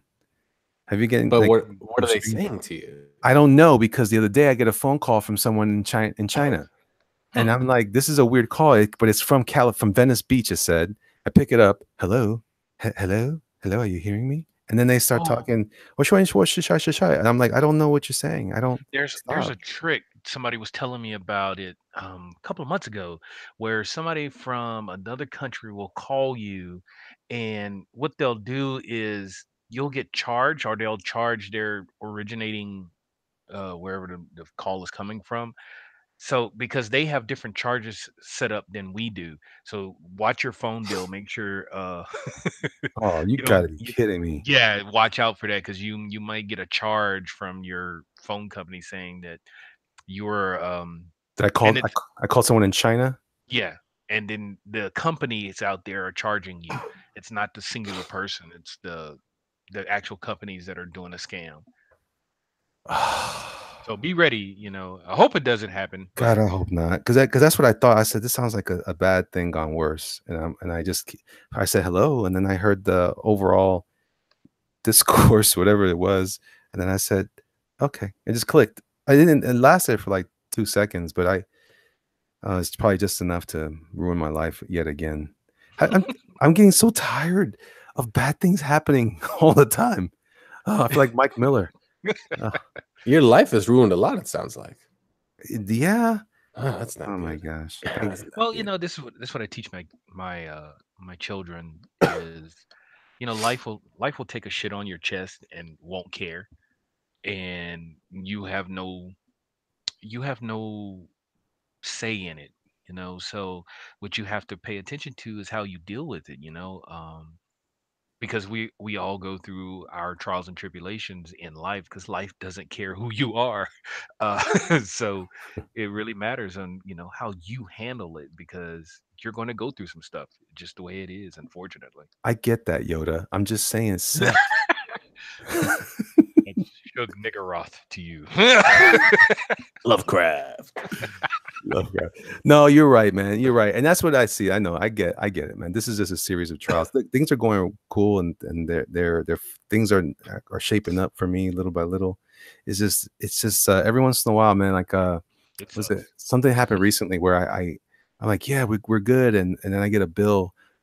Well, you owe this much money for your my medications. That's another thing. So now that I'm getting more and more, well, I'm aging faster. Which means I'm just old. But anyway, the medications are getting weirder and weirder, and I'm like, oh man. And now I'm talking to people. When I talk to anyone, the normal topic of conversation is how my medication's affecting me. I sound like my father. Oh, anyway, but I'll be all right. I know how it is. I know. Well, you got me a little bit in age, but that's it. Yeah, you guys are young. Yeah, he got me too. Yeah, you guys are puppies. Yeah, dude, you're not that damn old. Calm down. I'm a geezer. You just don't understand technology yet. That's all. No, I do. I understand. I don't understand it. I don't understand how I don't understand this. I love technology, not as much as you see. Remember that nonsense? Anyway, no, we don't remember. Yeah, I have no idea. But then again, the '60s were probably harsh on you. Wow. Kevin Summers. Kevin Summers says my Instagram is Kevin_Summers1. So everybody follow Kevin. He says he clicked the bell 3 months ago. Wow, he's on top of it. All right.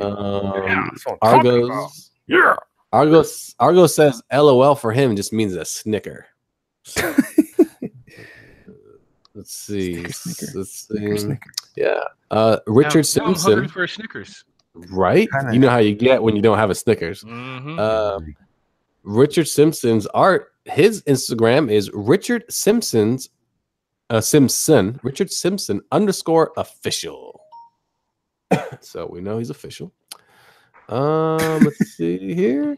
The Vader scene at the end of Rogue One was badass. I agree on that one. It was good. So even if that's what you were saying you liked the most, and okay, yeah, I guess that's what made the movie for me. All right, so you'll be able to tolerate it after that. All right, fair enough. It's like, all right, cool. I'm happy. Done. Oh, so Nolan says I get calls from the CDC and the Chinese embassy. Okay, we need to get that guy out of the chat. Yeah, but Rex is the best, because Rex says you cannot collect calls on cell phones. Worked at AT&T for 10 years. You won't get billed for the origin of any call you receive unless you're some kind of old, you have some type of old limited plan from which is right. You can't. We're talking about Elliot. you won't be billed for an incoming call. You're not making the call, you know. So Yeah. Sean Tillman says, "Good to see the dynamic duo and Ben on." Okay, there we go. Rex Warden, many of those scams will be someone spoofing a number. Yeah, it's true. That's true. You'll get a call from like Tampa, and it'll be, you know, oh yeah, I'm calling from Microsoft and your computer's busted. I got those. Those are the best. So I don't have any credit cards. I keep getting these guys telling me, we can help you with your credit card debt. I'm like, that's funny because I don't have a credit card debt. Why don't you back up before I punch you in the face? Wait, you can do that through the phone? No, but it sounds super threatening because I sound like Billy D. Williams. It is true. Well, it'd be a lot smoother. Remember those St. I commercials? Like, it'd be much smoother. Try it again, though. Go ahead. Hey, back up before I punch you in the face. Actually, did sound like that's not bad. That sounded like Billy D. Or oh, why? No, are you calling? Oh, wait, do we have a Christopher Walken impression? You're calling me on my phone, and I'm telling you right now, I'm gonna punch you in your face. Wow, 25 plus. Yep. Oh, pretty good. Pretty good. Time. Yummy. Let's see what else we got here. Sketch therapy. He says, "Oh yes, that's Scat Talk Bravo Ben Bievo." Hey, I like it. And Rex says, "You just might have credit card debt you don't know about. Everyone forgets about that. Check your Equifax breach already. Get yourself on Credit Karma. It's free." What's this, a commercial? Yeah, exactly. That's what we should do. We should do breaks where it's just like, we'll take a quick break. Hey, you got credit problems? Why don't you check out creditkarma.com? Get your credit score. It's free. We'll also tell you what credit card you should get. And Ben Viennos, El Amigos tacos. You know, the bad thing is my wife's Mexican, and that's how I usually do her. She's like, just don't ever do it again. Oh my gosh, that's so funny. Me gusta Taco Bell. Right? Remember that commercial came out and it was always like te quiero Taco Bell. That's all I would learn. I learned something Spanish today. From a Chihuahua. My favorite was this dude I used to work with. He was, I think I said this before, his name was Henry, but he would only pronounce it Hengry. So I would always crack up every time he came around. I said, Henry, hey, ¿qué pasa? Hey, how you porene? You have to porene. I go, whoa, take it easy. Henry, what's going on? Yeah, Hengry. I said, okay. Hengry. My favorite of all time will always be Filipinos that can't say F's. No, it's the best. My buddy's name was Philip, and his dad would say Philip, and I'm like, he knows he actually gave you that name, right?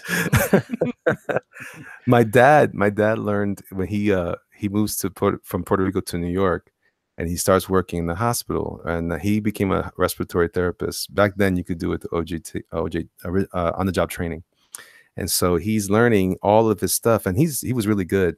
But all his English came from learning from Filipinos and from Indian doctors.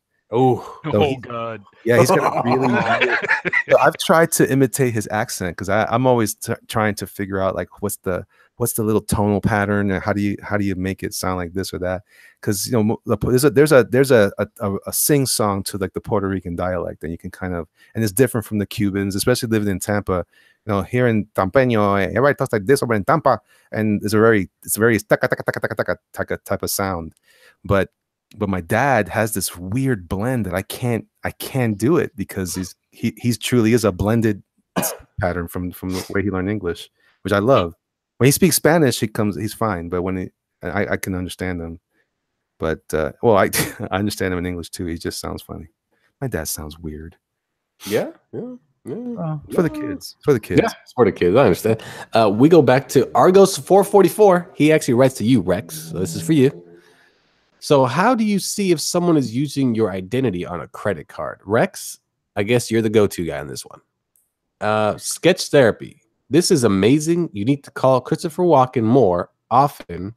And Canadians speak the worst Spanish in the Americas. He's not wrong. No, he's not. And then Rex just basically said, get a credit report. And if you need a credit report, go to creditkarma.com. It's free. Log in today.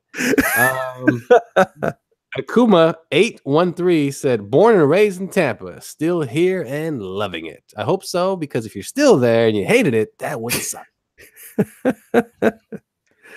I'm amazed that I haven't learned Spanish. I've always dated Latinas, so it's kind of weird that I've never learned how to speak it. It is a little weird. How do you know when your wife's cursing you out or not? You can just look at her, Oh, okay. In that case, that is so true. That is so true. Elliot acts like he doesn't know. I don't know. No, my wife is Puerto Rican and Italian. Ooh, so does she speak Italian? It's an espacio meatball, and it's ugly fast. I get her wrath sometimes. I feel bad now. It's your fault. You brought it up. I know. I feel so bad. Home life. How dare you? I shouldn't have said anything. Is that what they call doxing? Did you dox me? I don't know what you're talking about. And what does that mean? What the hell does doxing mean? Where did it come from? I can understand other things like, LOL and all that nonsense, but what is dox? Can someone in the chat help with this mess? Some retarded, stupid words. I didn't know what it was till I joined Comic Grid. Yeah, well, imagine that. And look what happened to my life since then. Yeah. Oh, we got Argos. Argos, this is for you, Rex. Muchas gracias, mi amigo nuevo. See? You sounded like somebody took the record and played it backwards. Muchas gracias, mi amigo nuevo.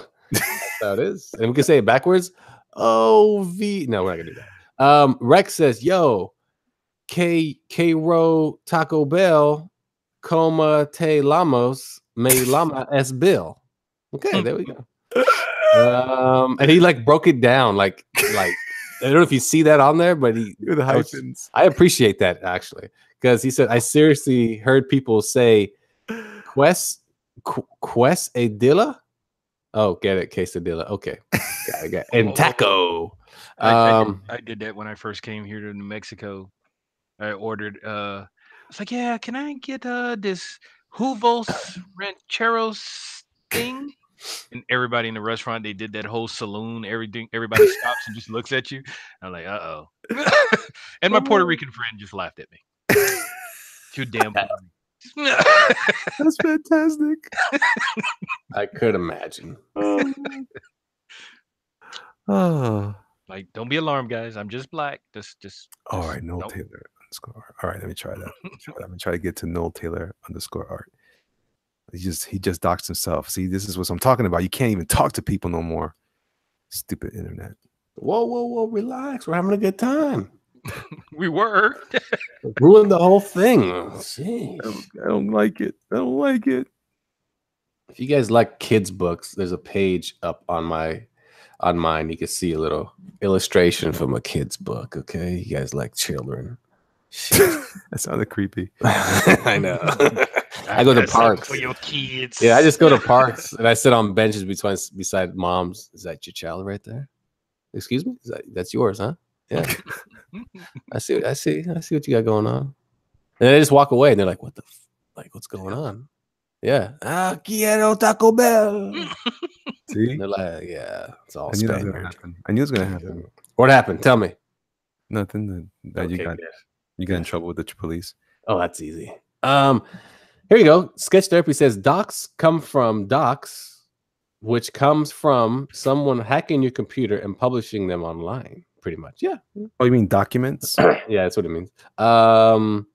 Nolan, what is up? Shout out to you. Nolan says my Instagram is Noel Taylor _art. That's NOLTAYLOR. This is his Instagram, yeah. Oh, that's not gonna help me. I'm on my computer. I can't message you on Instagram on the computer, can I?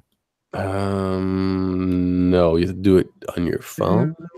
Makes me shine. That's why I hate Instagram. Instagram is just weird for no damn good reason. Yeah, they're contrarian. That's why I use it. Stupid.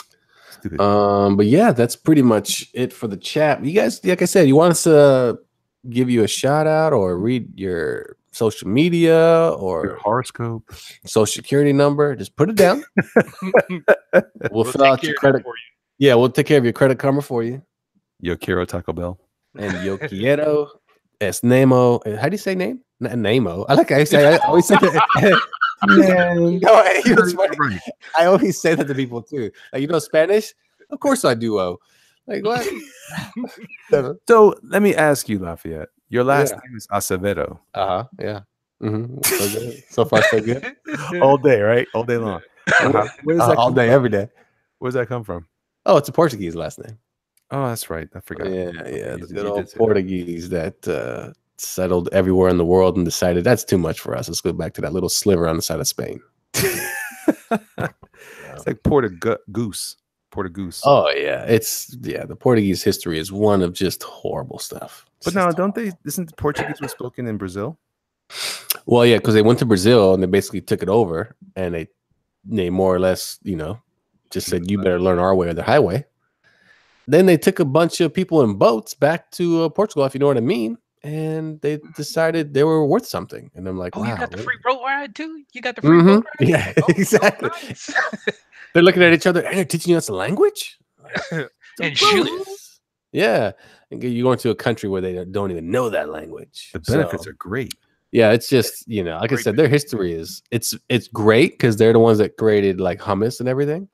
They created lots of foods that you love to eat and spices, but then they have such a bad side to their history because, no joke, Portuguese are like the first people to basically invent, if you can invent slavery, they did it. Yeah. That's why Brazil is the way it is. That's why, and here's the thing: Brazilians and Portuguese do not like each other at all. Huh? That's interesting because a certain artist was doing a lot of complaining about people about there's laws against racism. Oh, what country? Someone from Brazil. Oh, well, it's pretty bad there. Like if you're an outsider, it's pretty bad there. Yeah. See, and it's crazy you say that because of course Brazilians, I would say half are black, but people are super racist there against the black Brazilians. But why is it that they have all these blonde ladies with their butts hacking out? Hey, are they racist against black Puerto Ricans? Say what? That's a good question too. Because I saw pictures of Puerto Rico and I was like, hey, where all the black people come from? Yeah, it turns out in Puerto Rico there was that the history of Puerto Rico, most of the Caribbean, is that the Spaniards came with black slaves, and then they conquered the Indians that were living in the Caribbean, and they also brought the slaves from Africa, and they settled in those areas, basically, raping the whole area and stuff. But then, what was interesting though, there's a settlement, as I understand it, a small little town or village area somewhere in Puerto Rico where they still even the music has a very is very no, I mean it's like African, like they okay. it has its roots in Africa still, so it's pretty interesting. That's why I think Puerto Ricans in particular, and I imagine all the Caribbean has this same kind of thing. We all kind of have a shared heritage in that way. Yeah. So yeah, my uncle, we call him son. His name is Raphael. He was certainly a black man. And then well, you ain't gotta say it like that. What how was that supposed to do? I did like that though. You said he was certainly a black man. Yeah, well, I'm saying no, he wasn't like that. No, he was mixed, but his just like that. A lot of my family is like that. Then on my father's side, my grandmother was Taino, and what the hell is that? What's that? That was one of the cool is the native Indian tribe on the island there. Oh, okay. They weren't just there; they were also in Cuba. Now, some people think this is interesting. Some people think that when the Mayans disappeared, they actually spread out around, and some of them landed over there. But in the town my dad is from, in Aguadilla, there's these caves, and they've been finding artifacts from the Mayan culture there. But they're not sure if they just were trading or if they actually settled there as well. So very, very interesting. There we go. You've now been enlightened with our history lessons that are probably not correct, but no. the word. Hey, it's cool. Everything. Hey, Rex Warden says Brazilian Portuguese is very different than Portugal Portuguese from the mainland. You are correct. When I hear a Brazilian person talk to me, I have to listen like 5 times, and I'm like, because they put so much slang in the language. It's like just totally they destroyed it, and I just didn't. That's like Puerto Rican Spanish. It's true. It is. Yeah, it's true. And then Torino Indians, Black Spanish. All right. Yeah, we've got a whole different route. So here we go. No, that's okay. We're educating each other. No, yeah, it's good times actually. Here's like a funny story is I'm with all my cousins, they all speak Portuguese, blah blah blah, and we're in somewhere near San Francisco, and some guy walks by, and he bumps into my cousin, and my cousin for some reason gets an attitude with him. And starts yelling at him in Portuguese, all nothing but curse words. And because this individual is black, he thought he doesn't know what the hell I'm saying. I can tell you whatever you want. The guy turns around and just starts yelling back in Portuguese, and I'm like, remember, we're all colors Portuguese. Go watch out. Like I'm a little bit brown. You're super white. You have blonde hair. I don't know how that happened. And it's like my brother. I have 3 brothers. I'm dark. Basically, everybody thinks I'm Mexican. And my other 3 brothers, you just swear they're just white guys from white land. And then and that's just and that's Scandinavia. Yeah, white land, Ohio. But it's just that's how it is, And I enjoy it. I enjoy being mistaken for so many different like cultures, and it's just fun for me. It's fantastic. Yeah, that's my alias here because I'm one of the yellow brothers. So people think, are you black? No, I'm Puerto Rican. No, I'm Dominican. Oh yeah, that works. They're like, oh yeah, I see it. Yeah. And I love people I don't know like what Dominican means. They're just confused. Yep. Oh, people tell me all the time. So where is Portugal? I was like, you gotta be kidding me, right? Like seriously? And the same answer every time. Is that near Puerto Rico? Because it sounds the same. Yeah. I'm like, really? Okay, sure. Yeah, it is. So then my grandfather's family was from the Canary Islands. So we're gonna go all the way that way as well. That's interesting, man. We are. I've always been curious to do one of those tests where they check your DNA. I did it. Did you? What did you discover? Well, it was always said that our family, at least from my mom's side of the family, which is the heavily Cajun side, we came from Morocco and Spain. I took the DNA test and I came back like 12% Irish. What? And I was like, hey, y'all might want to check the history because something different came back than Spain. Actually, Spain and Morocco were not even on the map. It was 75% Western African, 12% Irish, and then a mixture of Middle Eastern and Western Asian. Yeah. So someone wrote Whiteland, Ohio. What's the zip? We're still working on that. Yeah, we're still working on that. It's funny. My uncle did some research. He's been researching this sort of thing because we have a hard time finding. We tried doing family trees, but like I said, my uncle could only get as far as the Canary Islands, and on the Canary Islands, Gonzalez is such a common name that he couldn't get any further. But that's on my mother's side. But we also discovered read a book one time that there's these pylons that line up all along the western side of Central and South America that have Chinese characters. So that the implication is that these predate any other discovery, that the Chinese came all the way and found America earlier and found it along that area. And they're spaced out like every 20 miles or something like that. But they're all along the coastline. I'm like, man, it's nuts. I can't wait to just one day someone just says, this is the definitive history of the earth. It turns out we were all wrong. We were all squirrels at one time. And that'll probably be something similar to that. Yeah, that's people always, where did you come from? My mother. That's all I got for it. I mean, I don't know. That's such right. That answer is always like the meaning of life answer. Well, it's your life. You do what you want with it. That's the meaning of it. Like, I don't know what to tell you. Like, I don't know. So yeah, is what it is. let's talk about something cool, like like mixed race women. Yeah, there we go. There we go. That's the topic. Let's ask the chat group. What would you guys like to talk about? What would you give us a topic? A movie, comics? It could be just about anything. It doesn't really matter. Doesn't really matter to me. Mm-hmm. It's about Flash Gordon. No, Flash Gordon the movie. It was one of my favorite movies. I guess what other Flash Gordon would there be? I know. Well, it was a comic.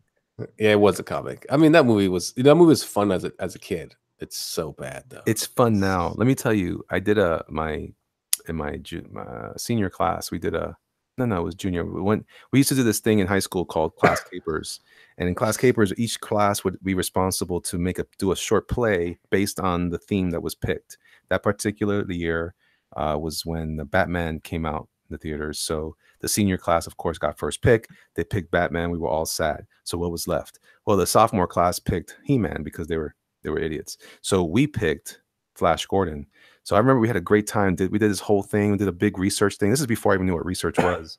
And they had a little party. Everybody hung out, and we watched Flash Gordon, and everybody was groaning. Years later, I bought the Blu-ray, and I that's one of my favorite purchases of all time. That movie is fantastic. You need to watch it again. In fact, you and I are going to watch it together, Lafayette. Oh my God, why? Because you're so dismissive about it, and I want to fix that. Okay, I'm going to give you two options: Flash Gordon versus Clash of the Titans. I'll watch Clash of Titans all day. Yeah, I'll take Clash of Titans. Okay. Now we have to jump, right? Clash of the Titans has to go up against Clash of the Titans against. Trying to think of a good, like the old movies they had back then, or you couldn't just pass up. Let's see. HBO. No, that's it. Clash of Titans 1. Okay. All right, here we go. How about the Warriors? Clash of Titans Warriors. I'll go with Clash of the Titans still. Yeah. Okay. I don't know, man. Yeah. Warriors, clink, clink, clink. Come out and play. No, nothing. It's good. Okay, here we go. Here's a good one for you. Star Wars, the first three, or Back to the Future. First three Star Wars. Back to the Future for me. Yeah, I go Back to the Future. Yeah, I can watch Back to the Future all the time when it's on. Yeah. Star Wars, I'm like, what? Back to the Future or Teen Wolf. Oh, Back to the Future. Yeah. Don't get me wrong, Teen Wolf. I want to see the real sequel to where he plays like college basketball and all that. You know, because he was a hell of a basketball player. Did they did it? Hops. They did do a sequel, right? They did. Justin Bieber. Yeah, it was horrible. Yeah. Remember when he was on Silver Spoons? Yes. Yep. Oh my gosh, we're getting old, guys. Oh, no, we are old. Not getting anymore. You had me feeling better. Nope. Ben, and now I'm back to feeling. Dude, you're about the same age with me, so I can't let you slide. How old are you? I'm 42. Oh, look at that. Look at that. You're a puppy. He has me beat. Is the year. He has me beat. You're 36, right? No, I'm 40. What? You just turned 40? When's your birthday? July 29th. You weren't supposed to say the date. You just doxed yourself. Oh, I know, right? Okay, my social security is 567. Well, we got some interesting. Okay, Rex says, first of all, we'll go to Argos. Argos says people have also found ancient tablets in China that have the gospel written on them in Aramaic. Well, they may have found those, but you know, anybody can write anything on a tablet, right? So, is that true? Rex, can you do that? Yeah, I can write things on tablets. I have an iPad. some future alien race is gonna come down. They're gonna say, "We found this on your tablet." Yeah, it's gonna become a religion and everything. It was right. It was they had something called Rockstar energy drinks. Tablet. And World Star. Oh yeah, exactly. Rex says, "I got a topic. What do you think is the perfect movie? Not necessarily the best movie, but one that doesn't have any plot holes, openings. It closes the story well and tells it through." I like how you told us not necessarily the best movie, but the greatest movie ever made. There's nothing wrong with it. Zero. And I'm like, wait, you just said that wasn't necessarily. I had to do that. That's a hard pull, though. Honestly, that's like the greatest movie is the movie you walk out completely entertained. Yeah, probably. You know, you're not asking for your money back. You're like, Yeah. I cannot believe I spent money on this. But that's a hard one. I mean, Does Rocky 4 count? That's so good. Rocky That 4 is- is so good. Because I remember leaving that theater swinging at the air like I was Rocky. No, it's so good. I love that movie, but is it a perfect movie? I don't know. No, it's not even close. Oh my god, no. I don't think you can have a perfect movie. You can't have any perfection at all. I'll tell you what, part 1 was close to perfection.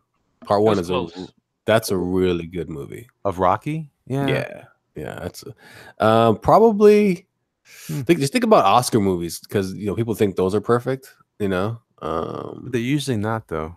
well, they're usually not. No one cares to watch those movies. It's true. I don't know. Go ahead. What about Batman? 1989 Batman or that movie was horrible. What?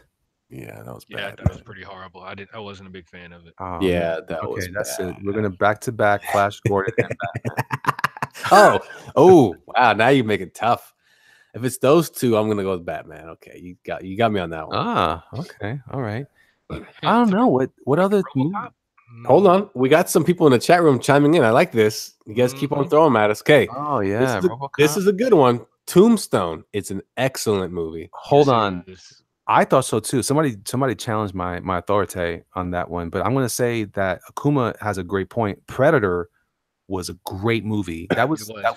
I could not believe. I watched it again recently with fresh eyes, and I could not believe how well Arnold acted in that movie. He convinced me he was Dutch. No, he was Dutch. He was genuinely some other guy.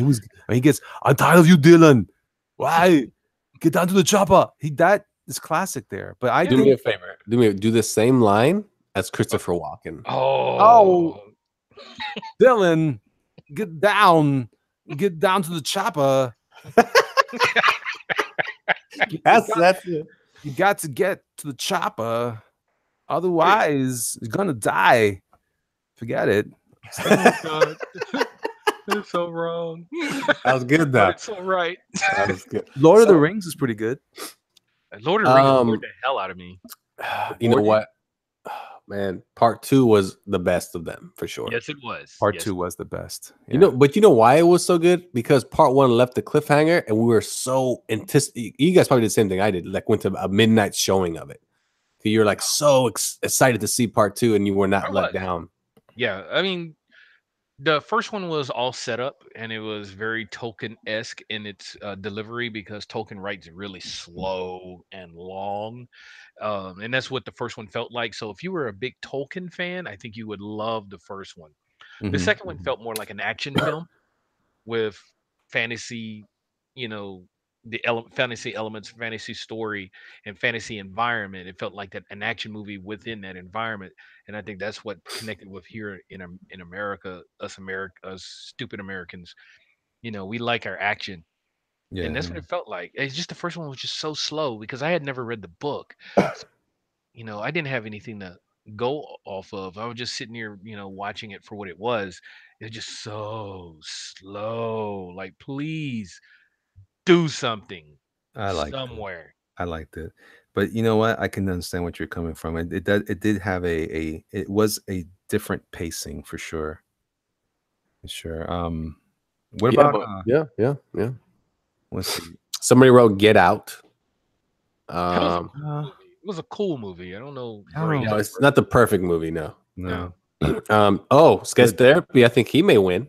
Debbie Does Dallas. Okay, done. Yeah.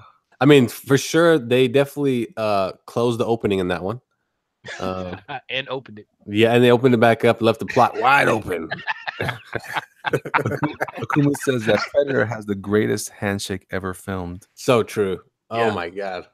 But Debbie Does Dallas is different. Yeah.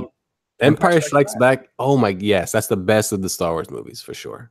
I don't know. I don't like that one as much. I think I like it. See, for me, I think it's Aliens. Oh, Alien. See, I think Alien is better. I like them both. Yeah. But that second one, man, it was, because it had the feels, it had great acting, it had comedic elements, it had action. Yeah. It had all those elements rolled into one. I think you're right. You guys didn't like the third one? I do. I'm one of the There guys that wasn't a third one. There wasn't a third one. Yes, there was. No. Yeah. He's ignoring it. Do you remember that horrible movie? I went into that movie like this is gonna be amazing, and I was like, wait a second, is that alien pregnant? And No, hold on. humanoid. You, Like, you forget Rock was in that movie, and that he was great. Yeah, he was. He's a phenomenal actor. I mean, even after he killed somebody, but just what a piece of. Here we go. Sean says, Elliot Fernandez, do more cowbell. Need more cowbell. That's More cowbell. Need more cowbell. There we go. Sexy time. We got Akuma saying, Enter the Dragon. No, that is not a perfect movie. It's fun though. Yeah. Did You it ever have- read the history of that? How the director hated Bruce Lee, so in the script they kept adding words with R in it because he couldn't pronounce R's very well. That's funny. Hey, what about that one there? Which one? You mean Psycho?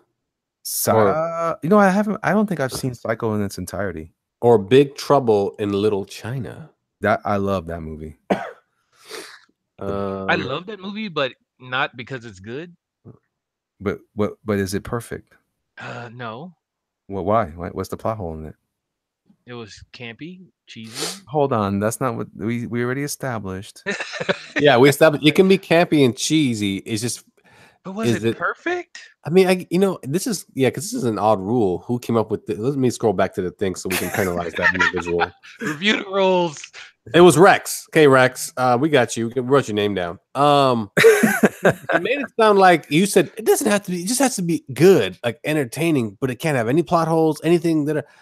So that's the difficult part. So I'm gonna go with, let's just say the greatest entertaining movie, like something that, like you said, you came out of the theater going, man, I could watch that right now. Like that's how, like Jaws 3D, right? Like, this is why you had to, okay.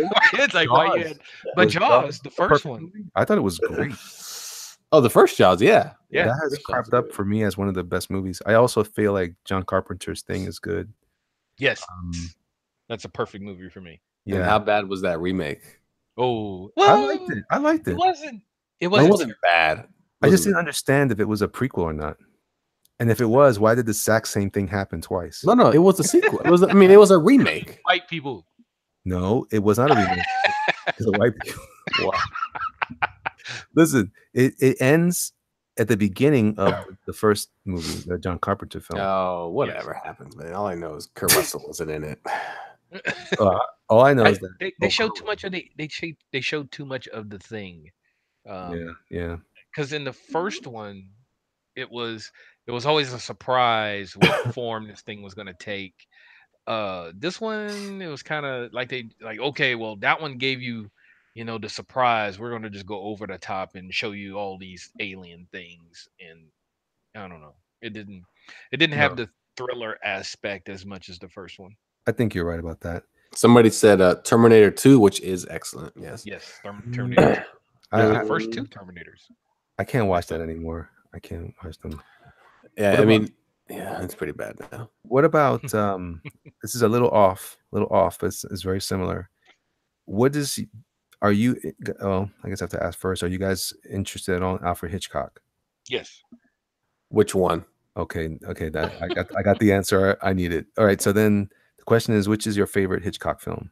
The Birds. Yeah, I'll say Birds. Yeah. You know why? It's the one that sticks out the most to me when I think about his movies. Yeah. Okay. And it scared the hell out of me as a kid. Oh yeah, it did, and it was ridiculous. But yes, it did. You go outside and you see birds looking up on a wire. You're like, I don't know about you guys. Black man sense activated. I'm going back in the house. Yes, seriously. Mine was North by Northwest. That was my favorite one. Yeah, okay. Yeah. That's a good one. Can't say I've seen it, but I'll go with this. Yeah, you know what? That was pretty good. That was always my favorite thing, like in high school. And somebody, did you see that movie? And all I do is think about the trailer, and I'd say all the parts in the trailer, and they go, I know that part was so cool.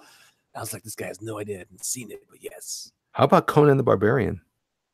Could that be a perfect cheesy movie? I like the second one better than the first one. The second one is better, actually. Yeah. Let's see. Somebody wrote Bloodsport. Ooh. That was not perfect. No. That was terrible. Van Damage. Hey, that guy was that guy. He made, I mean, man, he made some really cheesy action movies for sure. Oh yeah. Oh yeah. Well, what was his first one? Cyborg, I believe. Cyborg, No, yeah, no, it was Cyborg. not.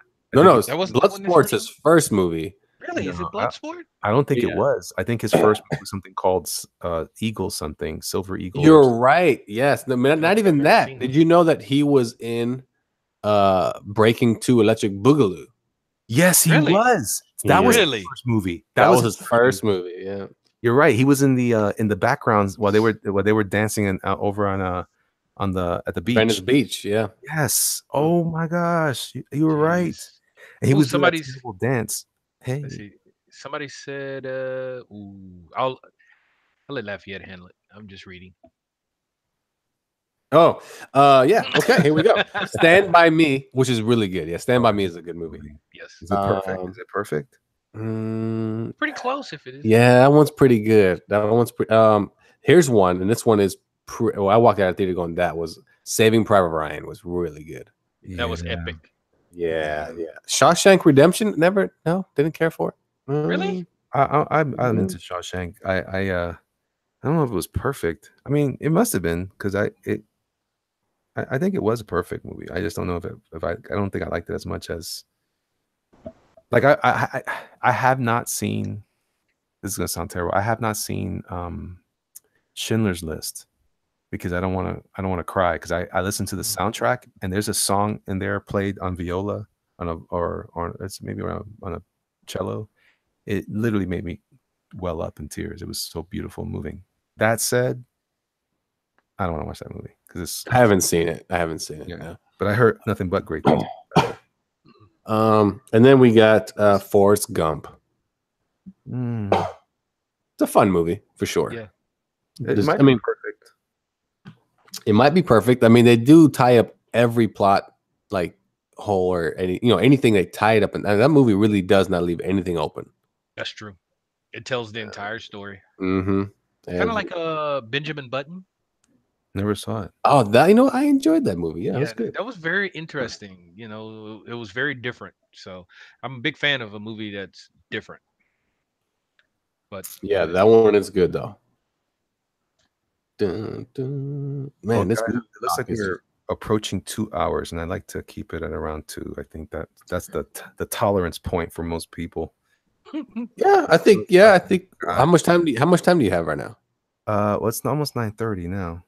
No, I mean total time though for the show. Oh, for we're almost at 2 hours, if not. We're like 10 minutes away, 5 minutes away. Well, I can't tell for sure. It says hour 59 minutes and counting. Okay. Well, 10 more minutes, people. That's all we're giving you. If you have any more topics, shoot them our way. Oh, wait, hold on. Let's see what you got going on there. That's Superman. We don't need to see him. Oh, that's you're drawing Jean Grey. Huh? Weren't you drawing? I was, and then I went darker. I went to Cthulhu. Hey, do you have that? Rogue? Everyone can see. Show them the Rogue.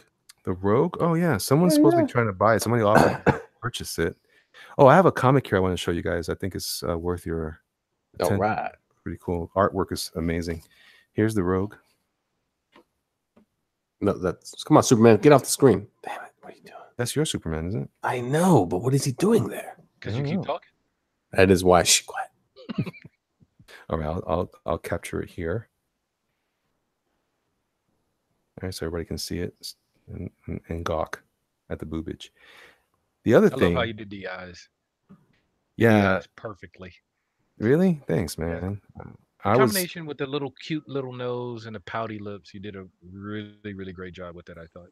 Oh, thank you, brother. I appreciate that. I did not enjoy this one at all. I did not. I'm not crazy about that character as much as I thought I would be. I like her fine, but yeah. I did this today. I did this. It turns out I don't think that the pair is the commission. Just the Talon is the commission.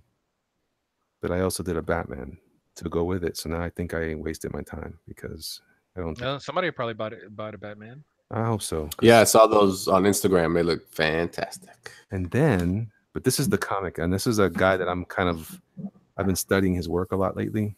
I don't know. I think it's Raul or Roger. They don't give their actual names. It's just the first name. Have you seen this book here called Jazz Maynard?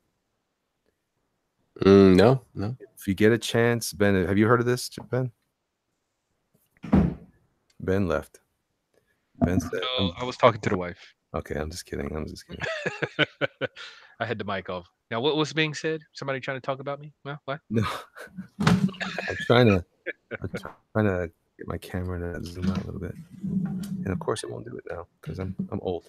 Anyway, this artist here, I think it's Roger. But anyway, this is the opening cover, inside cover. Let me get my glass out of the way before I smash it everywhere. This is about to happen. Where did you get this book at?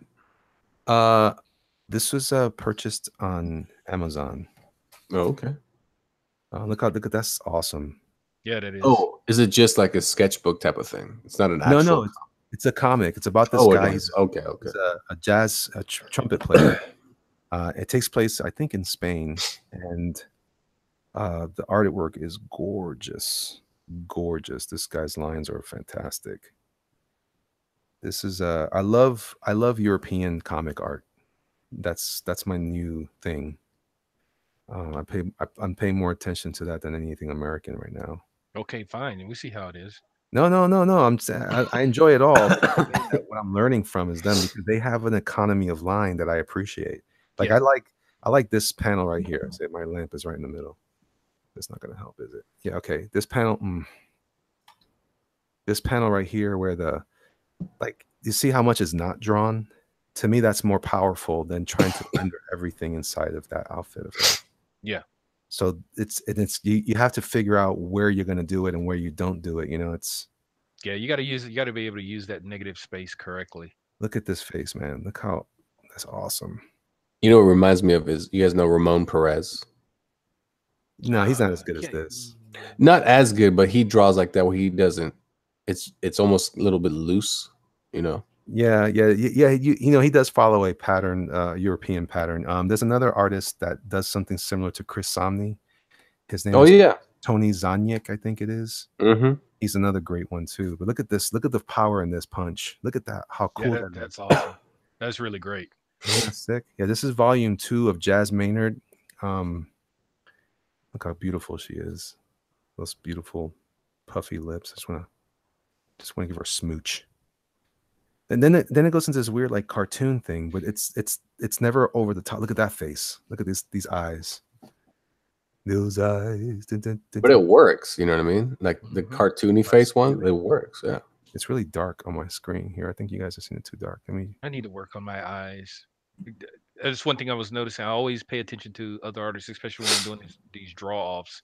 When I noticed your eyes on that rogue piece and I kept looking at the eyes on mine, it's like, why do I draw these little beady eyes? I need to draw like bigger eyes on them to especially accentuate that face better. I think it's because I'm sure it's because a lot of you guys are influenced by, so am I. We were influenced, and that's why I know we were influenced a lot by the 90s artists like Jim Lee and everybody else. If you look at Mark Silvestri, I think has, and I don't even think it's a matter of like we studied them and therefore we draw like that. I think it's they had such an impact on that time. Yeah, they kind of imprinted on us. I mean, look at some of these. Look at that. Like this panel right here with the cigar smoking and the smoke kind of creating this nice shape to capture his eyes. I mean, this is smart storytelling. Super smart. Does the guy also do the coloring? I don't know. I must. Because that coloring style really works with that type of line work. And this is the kind of coloring I want to do in my stuff, as a matter of fact. So illustrated by Roger, whoever Roger is. They don't give his full name. I guess Roger did it. Yeah. I love it. I love it, man. I love it because it's more about color theory. Yes. Than it is about glam. Yeah. And there's room for both, but this is the stuff that really turns me on when I think of like this right here. Look at the colors in this page here. These teals and blues. Yeah, he does this monotone, and then he goes to a different monotone. He went from a cool to a warm. I'm betting that warm has more impact, so you want to bring forward. Yeah, there's a lot of fighting in this here, whereas here there was some running and mostly just talking, but the punching is happening in these. In the warm ones. So. Yeah. conveys the action better. And then when the action's over, it cools off. Mm-hmm. Very cool. I mean, it looks what's his name kind of draws that way. Greg Tocchini. Yeah, also very European. Yeah, you're right. As if he does he's not as tight or finished as this. He keeps the stuff super loose, which is also very nice. Look at that. See, this is what I get. This is where I fall apart is backgrounds and architecture because I don't study enough Welcome of to it. my world. Yeah, how you doing with that? How's it working? Peacefully. I mean, it's very tedious for me. So every chance I get to avoid it, I try to. It's not that I can't do it. Is for me, it's the scene setup. Like hold on to that page. Go back. One page. Okay, you see, let's see, panels 1, 2, 3, 4 on the second page. On page 4, nope, yeah, that page and panel 4. Okay, that scene is the hardest scene for me to pull off because those characters fit that environment. They're all perfect for the current environment as far as to draw it right. I did a couple panels where I'm trying to get that to where I can. It's one of these things where I can draw a really good character or a really good environment. Putting them both together, sometimes it screws with me. And I can't really set the scene as well as I would like to. Yeah. So the background becomes the background element versus being the environment. Yeah. I think I know exactly what you're talking about. Yeah, that is a who does that? I was talking to not Liefeld, what's his name? Eric Larson one time at WonderCon. And he's like, I hate drawing backgrounds. I use references, for everything. And I was like, oh, cool. But my trick is I fill the whole panel up with the characters. I don't have to draw the background. And that's pretty much what I do for the most part. Yeah. Like one of the complaints I had when I did Asgard Zero was you need to pull back more, you need to show the environment because all my characters are more up front and it feels as much space as possible. Granted, because I was a pinup artist, that's what I like doing. I like doing these characters and I give you the full figure as much as I can up front and it takes up almost an entire panel. And I need to be able to like that panel right there on the second page, it's mostly environment for the two smaller characters, and that's what I need to concentrate on more, which I'll be concentrating more on chapter 2. I did a little bit more on chapter 1 of Asgard, but I still need to get better in that arena. And by the way, everybody, Asgard, I see John Piner. Hey John, how you doing, brother? It's good to see you in the chat. He went ahead and put your link to in your IndieGoGo. So tell us a little bit about in these last few minutes here about your project, Ben. Tell us all about it. Asgard is a story combining all of the mythologies, or at least the major ones. So you'll have Greek and Norse, some African, some Hindu. It's a world where all of the pantheons of these gods exist. But really and truly, the story is about a father trying to kindle a relationship with his daughter that he denied was his. Um, and that's actually a very personal story because it's something that happened to me throughout the ages, and it's been very interesting to write because you start trying to figure out, you start exercising your own demons, and it's going to be a romp, man. I'm throwing everything into it. It's 90% complete as far as the pencils and inks right now. That's what I was inking earlier. No Some kidding. more pages. So, the colorist is just waiting on money. Well, he's already worked on some pages, but I'm ready to go. I'm ready to get this done and start working on chapter 2. Right on. I went to your page, your IndieGoGo, and I don't think it says on there who does the book. Does it? I don't know. I think it was yours I went to, and I was like, oh, this looks really cool. Who does the book? And I saw the pages and everything. I was like, oh, this looks really cool. And I, for some reason, couldn't find who actually did the book. I can't remember. I have to go look. Yeah. It's self-explanatory. I mean, yeah. But yet someone had to explain it to me. I do not see it. It just says the project owner. I don't think it actually says who does the book. I'll add that tonight. See, it doesn't say. Yeah, because I wanted to like, okay, I want to go to his Instagram. I want to check out more art. I want to check this out, that out. And I was like, but then again, Roger draws this book. Let's get all the Rogers back. But yeah, no, that's cool. But you guys should check it out. It's in the chat group, Asgard. And then we got Black and Red, what you said tonight's it, right? Done deal after today. No more Black and Red. Next book up is Blue and Yellow. Black and Blue. Black and Blue. John is in the house. You should change the color every time you open up a new one. That's what I'm thinking. Real quick, this is what Asgard looks like for everybody. So if you go to Ben's page, you can go in there and as you would. It's an excellent project, and I think you guys should show him your love. In the meantime, there it is. That is not. I was going to show you Black and Red, but I can't. Oh Lord, here we go. You're always trying to hog everything. I'm trying to show everything. You shut your mouth, mister. All right. You don't have it saved as a favorite? You can't just go to it? No, because I'm dumb. I'm really dumb. Just wonder.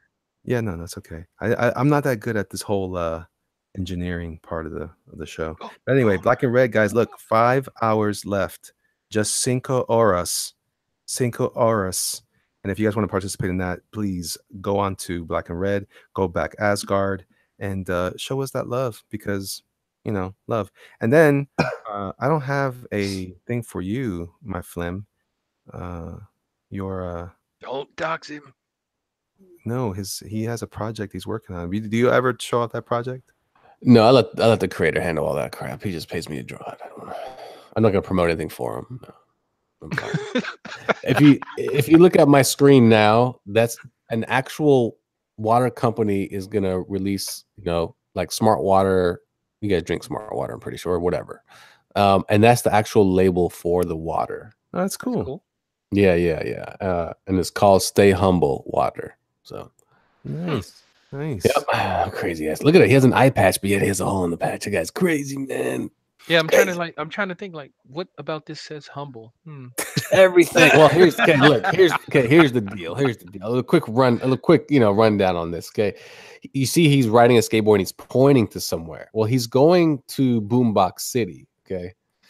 And Boombox City is another label on another bottle. And here's Boombox City here. So he's on his way to Boombox City. Should be popping up. And then so there's did it pop up? Come on, Boombox, hurry up. Anyway, he's on his way to Boombox City, where other characters live. And there's a sheriff of Boombox City also. I'm gonna show him. He is he likes other individuals of the same type. As you can complicated branding. Well, okay, but here's the deal. The idea is they were like, hey, how should we brand this water? And I said, look, it's just water. We need to brand it like it's not water. We need to brand it like we're creating an animated cartoon.